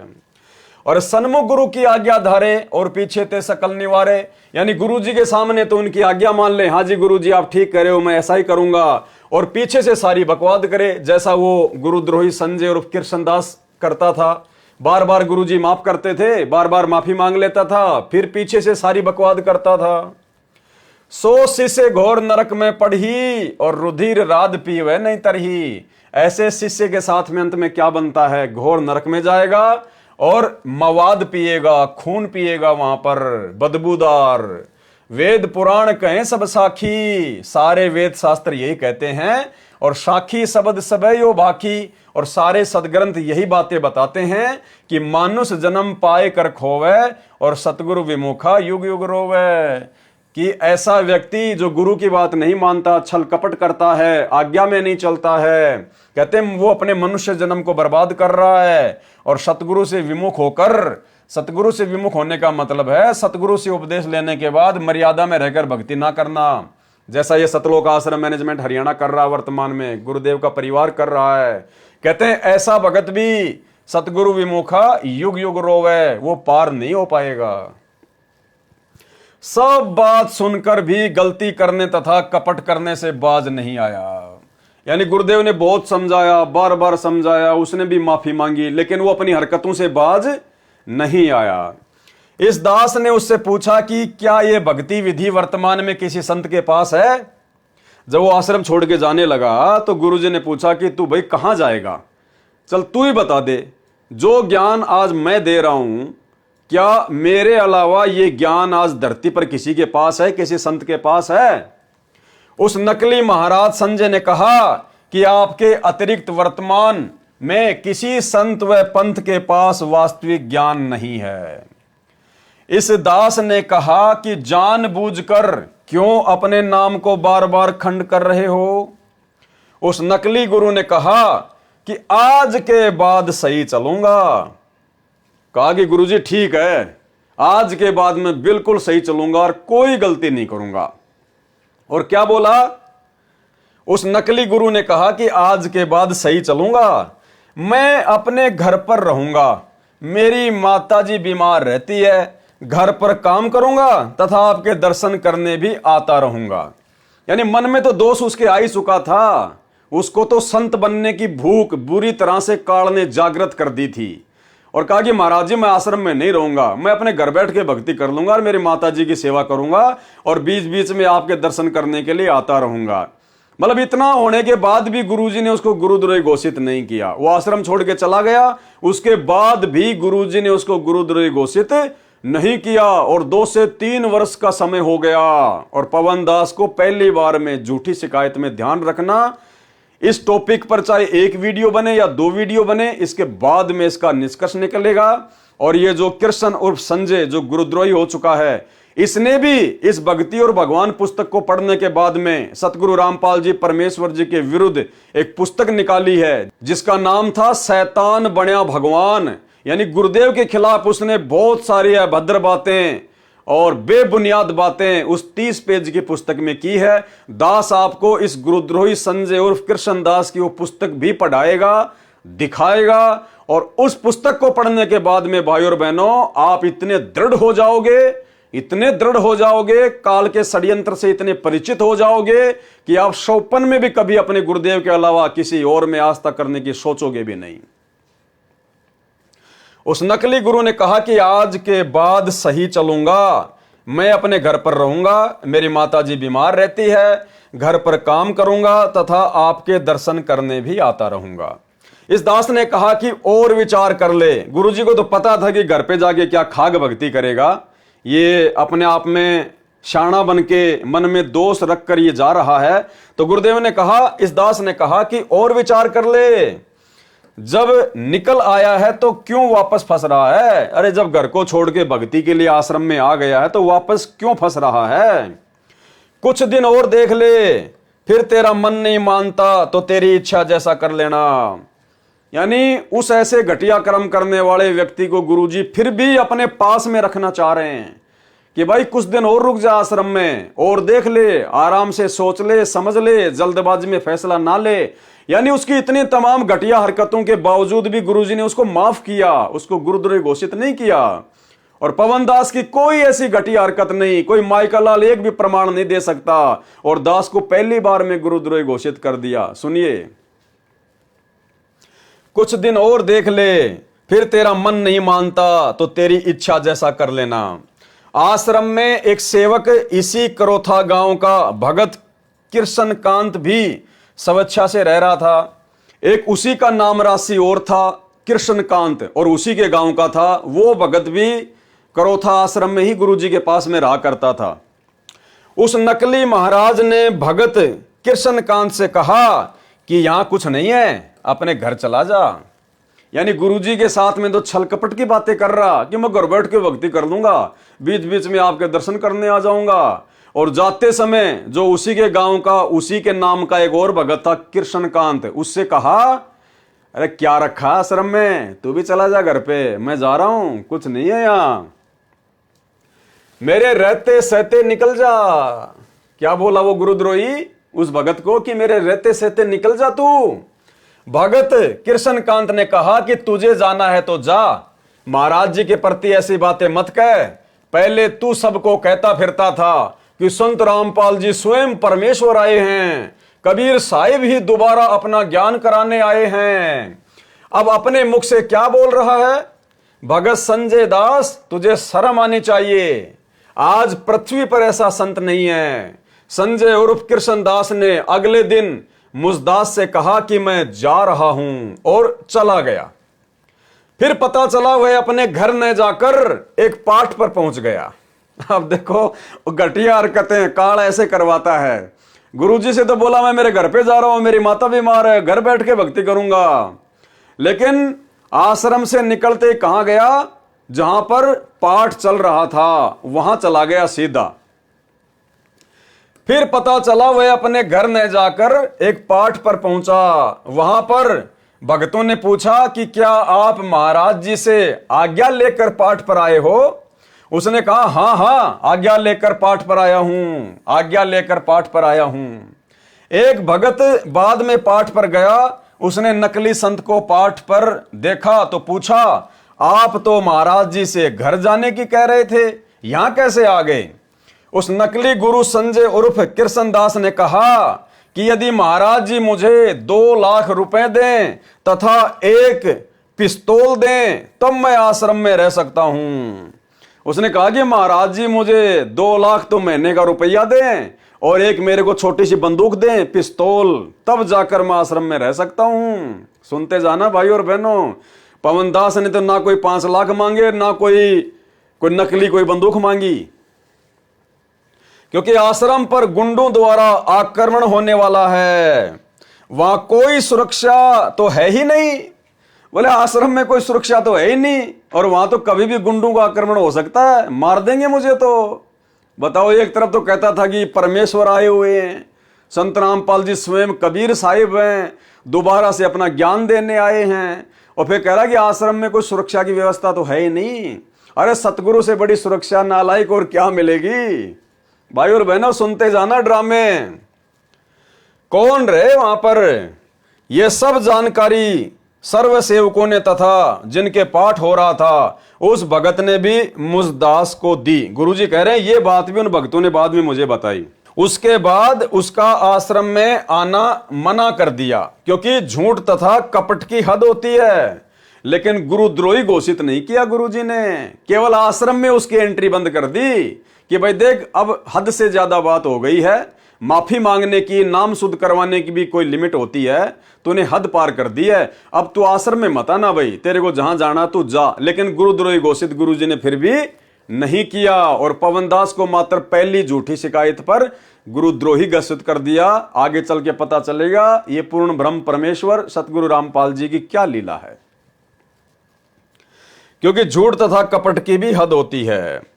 पिता को बच्चा, लड़का या लड़की बहुत प्यारा लगता है, माता को पिता से भी 100 गुना प्यार बच्चों में होता है, और माता से भी 100 गुना प्यार गुरुदेव का अपने शिष्यों में होता है।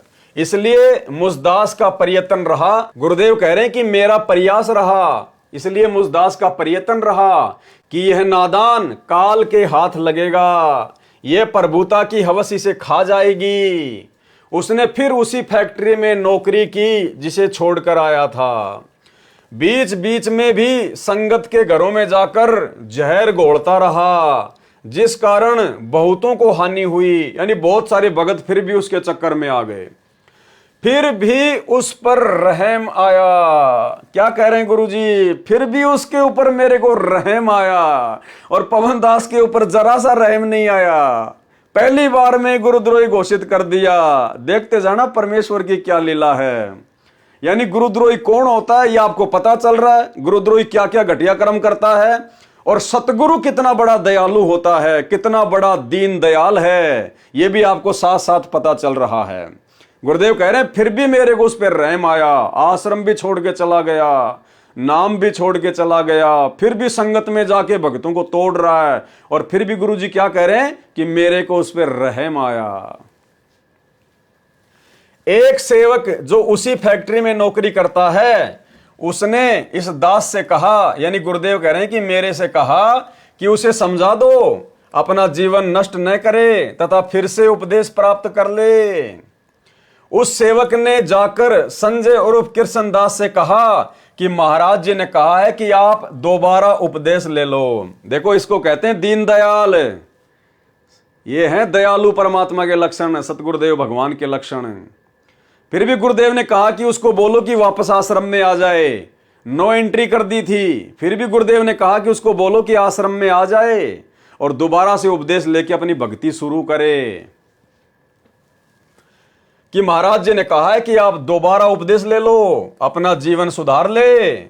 उस सेवक के कहने से वह सोनीपत में तीसरे रविवार के सत्संग में उसी सेवक के साथ आया, यानी वो फिर से आ गया गुरुजी के पास में सत्संग में। उससे पूर्व कुछ अन्य गांव के भक्तों ने उस गुरुद्रोही के विषय में गुरु निंदा की बातें करने का संकेत किया। यानी गुरुजी कह रहे हैं कि मैंने उसको बुला लिया, वो आ गया, लेकिन उससे पहले बहुत सारे लोगों ने, भक्तों ने मेरे को बता दिया था कि गुरुजी ये तो आपकी निंदा चुगली कर रहा है जगह जगह जाकर। फिर भी गुरुजी ने ध्यान नहीं दिया कि कोई बात नहीं, नादान है, उसको गुरुद्रोही घोषित नहीं किया। जबकि गुरुजी की निंदा चुगली करना ये तो गुरुद्रोही का सबसे प्रथम लक्षण आ जाता है। लेकिन फिर भी दयालु परमेश्वर सतगुरु रामपाल जी ने उसको गुरुद्रोही घोषित नहीं किया, उसको माफ किया। इतनी सारी बातें परमात्मा ने सहन करी।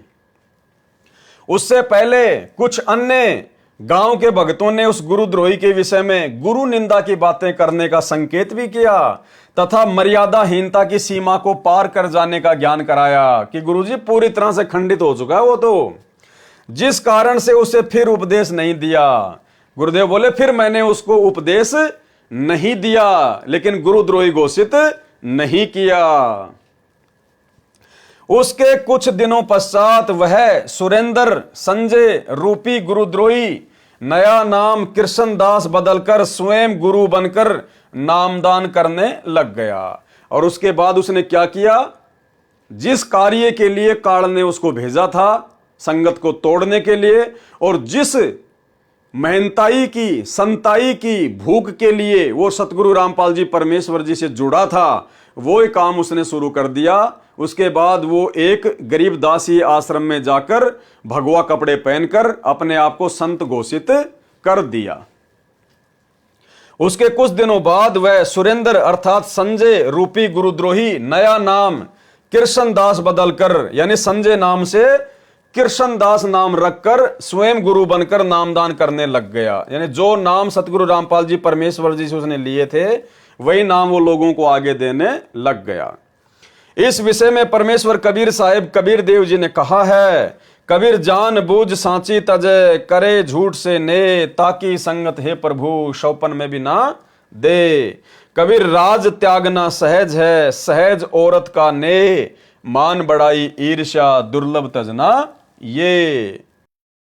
भावार्थ है कि मान बढ़ाई वश सतमार्ग को जानबूझकर त्याग कर झूठ कपट के द्वारा असत को ग्रहण जो व्यक्ति करता है, उसके दर्शन तो शौपन में भी परमात्मा ना होने दे।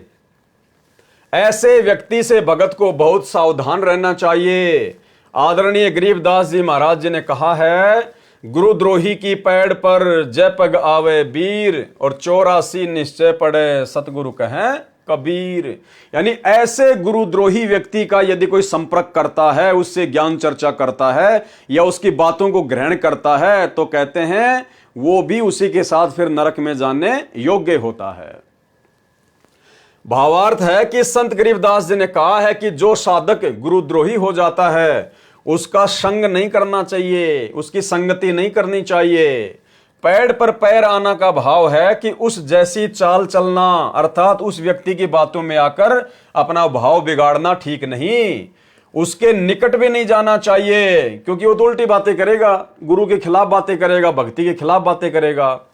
गुरुद्रोही को पागल कुत्ता जानना चाहिए। स्वस्थ कुत्ते को तो रोटी डालनी चाहिए, परंतु पागल को तो आहार कराना भी खतरे से खाली नहीं है। यानी गुरुद्रोही कैसा होता है, गुरुद्रोही की क्या पहचान होती है, गुरुद्रोही के क्या लक्षण होते हैं, ये आप इस वीडियो के माध्यम से भली भांति जान रहे हैं, पहचान रहे हैं। और इसके विपरीत इस पवन दास में, जो कि अपने गुरुदेव भगवान ने अपने मिशन के तहत, अपनी लीला के तहत, अपने मार्ग को आगे बढ़ाने के लिए, संगत में छटनी करने के लिए जो दास के ऊपर रहम किया, दास को गुरुद्रोही घोषित किया, दास को परमात्मा ने सेवा बख्शी, उस माध्यम से परमात्मा क्या समझाना चाह रहे हैं।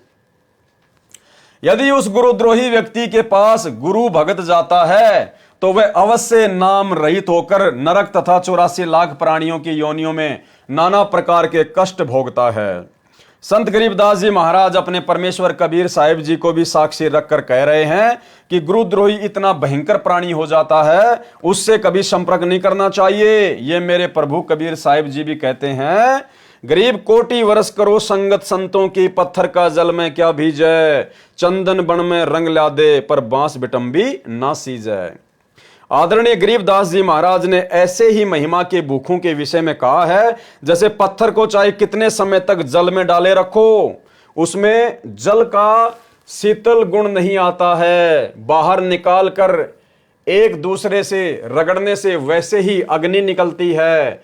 ऐसे ही पत्थर जैसे प्राणी को कितना ही समय तक संत का साथ मिले, उसका स्वभाव नहीं बदल सकता।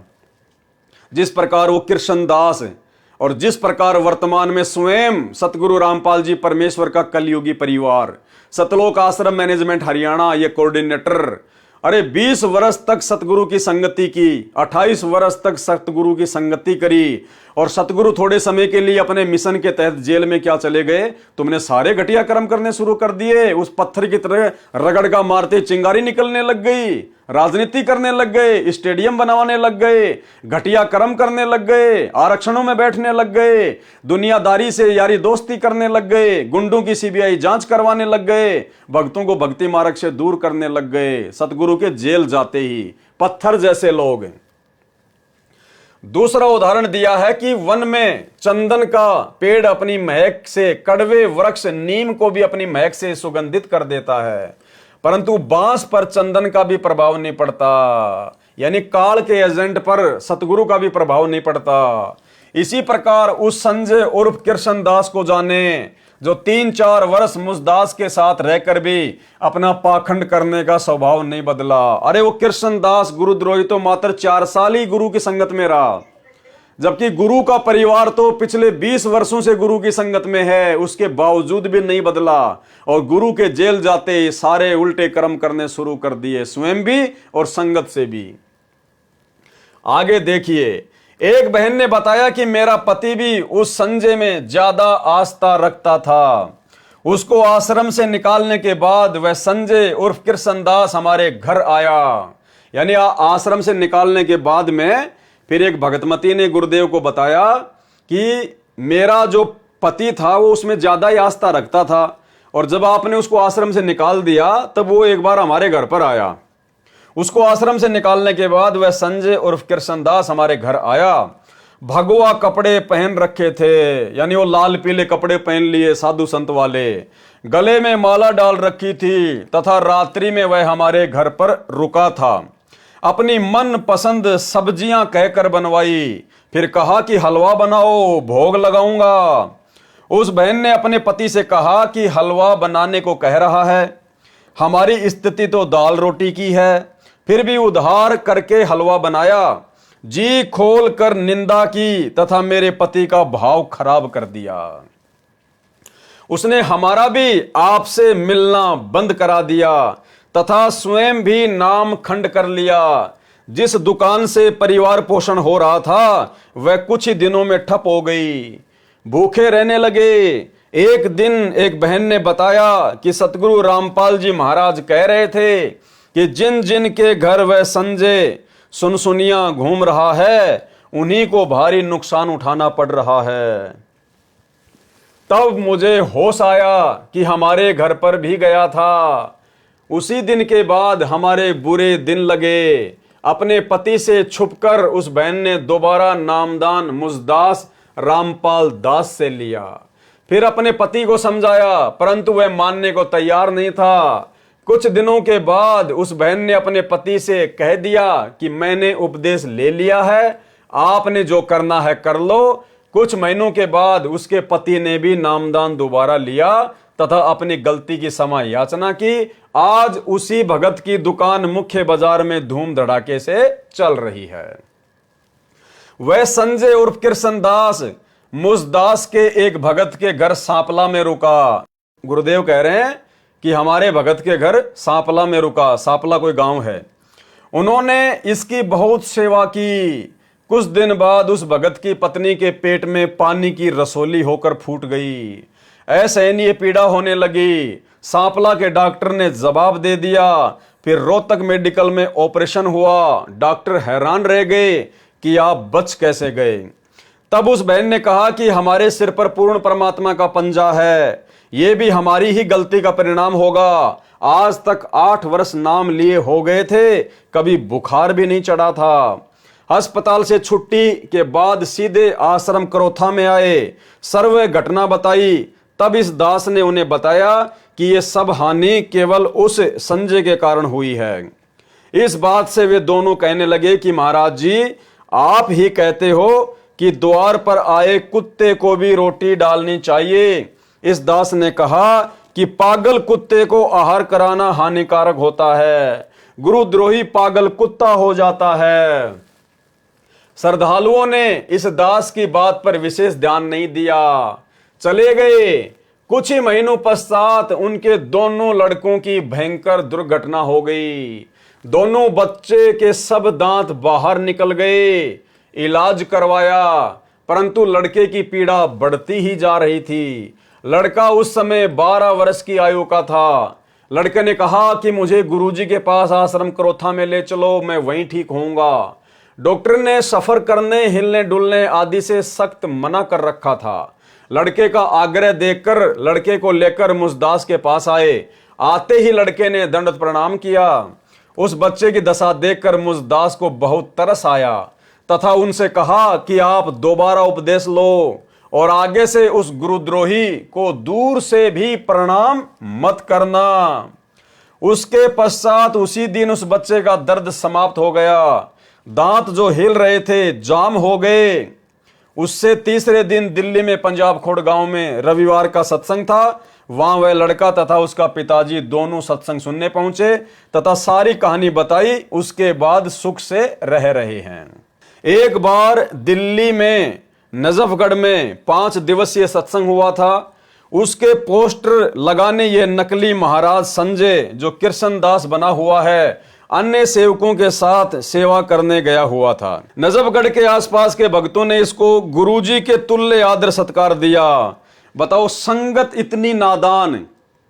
3 साल से घटनाक्रम चल रहा है। पूरी संगत को गुरुजी ने कई बार बता दिया कि इसको आश्रम से निकाल दिया है, ये गुरुद्रोही है, इसके संपर्क में मत रहो, बहुत सारे भक्तों को नुकसान हो चुका है। फिर भी संगत के कान पर जूं नहीं रहेंगी और फिर भी उसको उसी प्रकार से अपने गुरुजी के जैसा आदर सम्मान देने लग गई। अन्य सेवकों के साथ सेवा करने लगा हुआ था। नजफगढ़ के आसपास के भक्तों ने इसको गुरुजी के समान आदर सत्कार दिया। इसको सारा प्रसाद चाय के साथ बिस्कुट, बर्फी आदि देते थे और वह पहले उठाता फिर अन्य को वितरित किया जाता था। अनजान संगत को पता नहीं था कि वे गुरु भर्ता पद से गिर रहे हैं। भाई और बहनों, उन भक्तों ने क्या किया?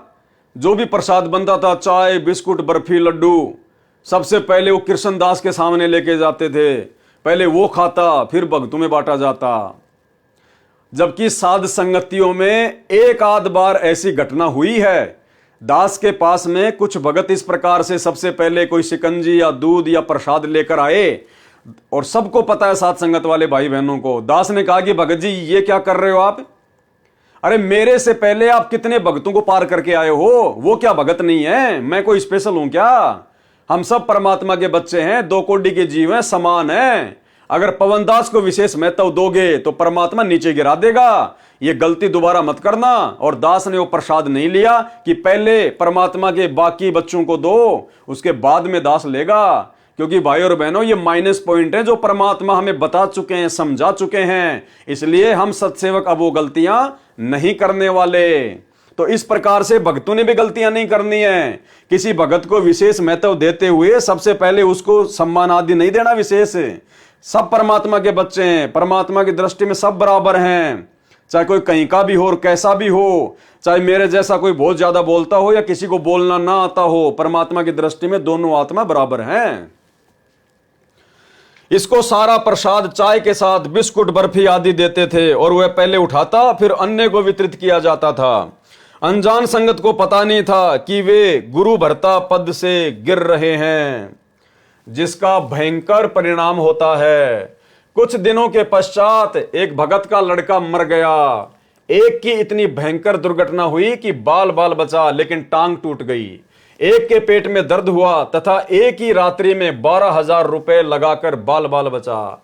एक की टीवी आदि की दुकान नजफगढ़ में भी पूरी तरह जलकर भस्म हो गई। लगभग 50 लाख का नुकसान हुआ। भाई ये तो होना ही होना है। गुरु को तजे भजे जो आना, ता पशुओं को फोकट गया ना, तो ये तो होगा ही। एक भगत की भैंस ने बिजली की तार को मुंह से काट लिया। वह भैंस मर गई। भैंस के कारण अर्थ अधिक होने से घर की बिजली अधिक हो गई, जिस कारण रंगीन टीवी, वॉशिंग मशीन, घर की सब फिटिंग जल गई। भारी नुकसान हुआ। जबकि पहले उस भगत की पत्नी मृत्यु शैया पर थी। मुझदास रामपाल दास से उपदेश प्राप्त करते ही स्वस्थ हो गई। उसे 11 वर्ष तक कोई संतान नहीं हुई थी। 10वें महीने पुत्र हुआ। फिर उस गुरुद्रोही में आस्था होने से प्रभु ने अपना पंजा उठा लिया, दोबारा उपदेश लिया। उसके बाद पूरा परिवार सुखपूर्वक रह रहा है। एक बहन को सोनीपत में नाक से खून बहना शुरू हो गया और इतना खून बहा कि तसला, एक बड़ा लोहे का बर्तन, भर गया। डॉक्टर के पास 2 दिन दाखिल रही, कोई आराम नहीं हुआ। वह उस संजय रूपी सर्प को बहुत अच्छा भगत जानकर भाई की तरह प्यार करती थी। आश्रम से जाने के बाद उससे मिलती रही, वह भी फोन करता था, जिस कारण परमेश्वर ने पंजा उठा लिया। अचानक नाक से खून बहने लगा, सर्व इलाज व्यर्थ सिद्ध हुए। तब वह बहन आश्रम क्रोथा में आई और दोबारा उपदेश लिया। उसके बाद आज 4 वर्ष तक उसे कोई कष्ट नहीं हुआ। कबीर गुरु को तजे भजे जो आना, तापसवा को फोकट ज्ञाना। ये दास रामपाल दास बहुत चिंतित हुआ कि हे प्रभु, आपकी संगत में क्या घुस गया। मुझदास की श्रद्धा में या कोई सेवा में त्रुटि हुई हो, जिस कारण आपके बसाई परिवार उजड़ रहे हैं। लेकिन बाद में पता चला, तब सब ने दोबारा उपदेश लिया। अब 4 वर्ष से सब परिवार पूर्ण सुखी हैं। एक परिवार की लड़की की शादी हुई, लड़की को एक पुत्र प्राप्त हुआ। उसी समय ये आस्तीन का सांप हरियाणा में आया ही था। उसकी मीठी मीठी बातों से प्रभावित होकर उस परिवार की आस्था भी उसमें पूर्ण रूप से हो गई। कुछ ही महीनों के पश्चात उस लड़की का पति दुर्घटना में मारा गया। इस संजय नकली नाम कृष्णदास की चतुरता का आभास हो जाने के बाद इसका पाठों पर जाना बंद कर दिया गया था। मुझसे झूठ बोलकर उस लड़की को सांत्वना देने गया। गुरुजी से झूठ बोलकर उस लड़की को सांत्वना देने गया, जिसका पति मर गया था, जो गुरुजी की भगत थी। लड़की की माता ने मुझ दास को बताया कि लड़की अपने पति के वियोग में 4 दिन से बेहाल थी, कुछ भी खा पी नहीं रही थी। संजय गया तो लड़की उठी और कुछ खाया पिया तथा हौसला हुआ। इससे स्पष्ट है कि उस बनावटी बातें बनाने वाले में कितनी श्रद्धा थी, जिसका कितना भयंकर परिणाम भोगना पड़ा। इस दास रामपाल दास ने अपना पूरा जीवन लगा दिया, दिन रात सत्संग सेवा करके मार्गदर्शन किया। उस पाखंडी को केवल मीठी बातें बनाने के कारण ही पसंद कर लिया। इसी गलती के कारण सतलोक से निकले थे। जो परमात्मा सर्व सुख दे रहा था उसको व्यर्थ समझा, और जो अपने स्वार्थवश ड्रामा करके तप कर रहा था उसे पसंद किया। कबीर परमेश्वर कहते हैं कि निरंजन धन तेरा दरबार, पाखंडी की पूजा जग में और संत को कहें लबार। उसके बाद उस संजय उर्फ कृष्णदास को फिर समझाया। देखो भाई और बहनों, आश्रम से निकालने के बाद फिर वो वापस आ गया। फिर भी गुरुजी ने उस पर रहम करी, दया करी। उसके बावजूद भी वो अपनी घटिया हरकतों से बाज नहीं आया। बीच बीच में भक्तों के पास जाता और उनसे उसी प्रकार से पेश आता जैसे महाराज है, और भक्तों को भारी नुकसान भी हो रहा था। लेकिन परमात्मा ने फिर भी उसको गुरुद्रोही घोषित नहीं किया। भाई और बहनों, पवनदास को केवल पहले झटके में अपने परिवार की झूठी शिकायत पर बिना सोचे समझे, बिना कुछ देखे, बिना कोई प्रमाण सीधा गुरुद्रोही घोषित किया। और भाई और बहनों, ये परमेश्वर की लीला, ये परमेश्वर के मिशन का एक मुख्य अंग है। परमेश्वर ने इसी प्रकार से अपने बच्चों की छटनी करनी थी, दास को निमित्त बनाकर। और गुरुदेव को तो पता ही था कि आश्रमों में मर्यादा नहीं है, ना पहले मर्यादा थी, जिस कारण से बरवाला कांड हुआ। और वर्तमान में तो मर्यादा रहेगी कहां से, क्योंकि वही पाखंडी लोग, वही काल प्रेरित आत्माएं, गुरुदेव का परिवार, वो कोऑर्डिनेटर वर्तमान में धर्म को धंधा बनाकर आश्रम खोल खोल कर और काल के एजेंट बनकर संगत को परमात्मा से दूर कर रहे हैं। तो परमेश्वर को तो सब कुछ मालूम था, इसलिए परमेश्वर ने अपने बच्चों की छटनी कर ली। और जो परमेश्वर की योग्य आत्माएं थीं उनको परमात्मा ने दास को निमित्त बनाकर सात संगतियां शुरू करवाकर और अलग से सत्सेवकों के रूप में इकट्ठा कर लिया। उसके बाद उस संजय उर्फ कृष्णदास को फिर समझाया कि तू बाज आ जा, गुरुदेव के सामने झूठ बोलना महापाप होता है। फिर भी गुरुदेव ने उसको गुरुद्रोही घोषित नहीं किया और कहा कि भाई तू अभी भी बाज आ जा, गुरुदेव के सामने झूठ बोलना महापाप होता है। कबीर साहब कहते हैं कि गुरु सन्मुख ले झूठ संजोई, निश्चय नरक पड़े शिष्य सोई। और गुरु से बैर करे शिष्य जोई, भजन नाश और बहुत बिगोई। पीढ़ी सहित नरक में पड़ी है, गुरु आज्ञा शिष्य लोप जो करी है। गुरु से शिष्य करे चतुराई, सेवाहीन नरक में जाई। उसके बाद उसे कह दिया गया कि अब के तेरी कोई भी गलती मिली तो तुझे आश्रम से निकाल दिया जाएगा। फिर भी गुरुदेव ने दया करी, उसके ऊपर रहम बख्शा और कहा कि देख भाई, अब की बार तेरे को माफ कर रहे हैं, अगली बार अगर तेरी कोई गलती मिली किसी भी प्रकार की तो तुझे सदा सदा के लिए रिजेक्ट कर दिया जाएगा। यानी इतना लंबा चौड़ा सिस्टम, इतना लंबा चौड़ा बखेड़ा, इतने साल, इतनी शिकायतें गुरुदेव ने आंखों से देख लिया। और जिन भक्तों ने उसके ऊपर आस्था लगाई उनकी दुर्गति भी हो ली, घर में अकाल मौत भी हो ली, और फिर भी परमात्मा उसको माफ करते आ रहे हैं, माफ करते आ रहे हैं, गुरुद्रोही घोषित नहीं किया। और पवन दास को बिना कुछ देखे, बिना कुछ सोचे समझे, अपने परिवार वालों की झूठी शिकायत पर पहली शिकायत में गुरुद्रोही घोषित करना, यह परमेश्वर के मिशन का एक मुख्य अंग है, मुख्य अंग। सुनते जाइए। उसके बाद उसे कह दिया गया कि अब के तेरी कोई भी गलती मिली तो तुझे आश्रम से निकाल दिया जाएगा।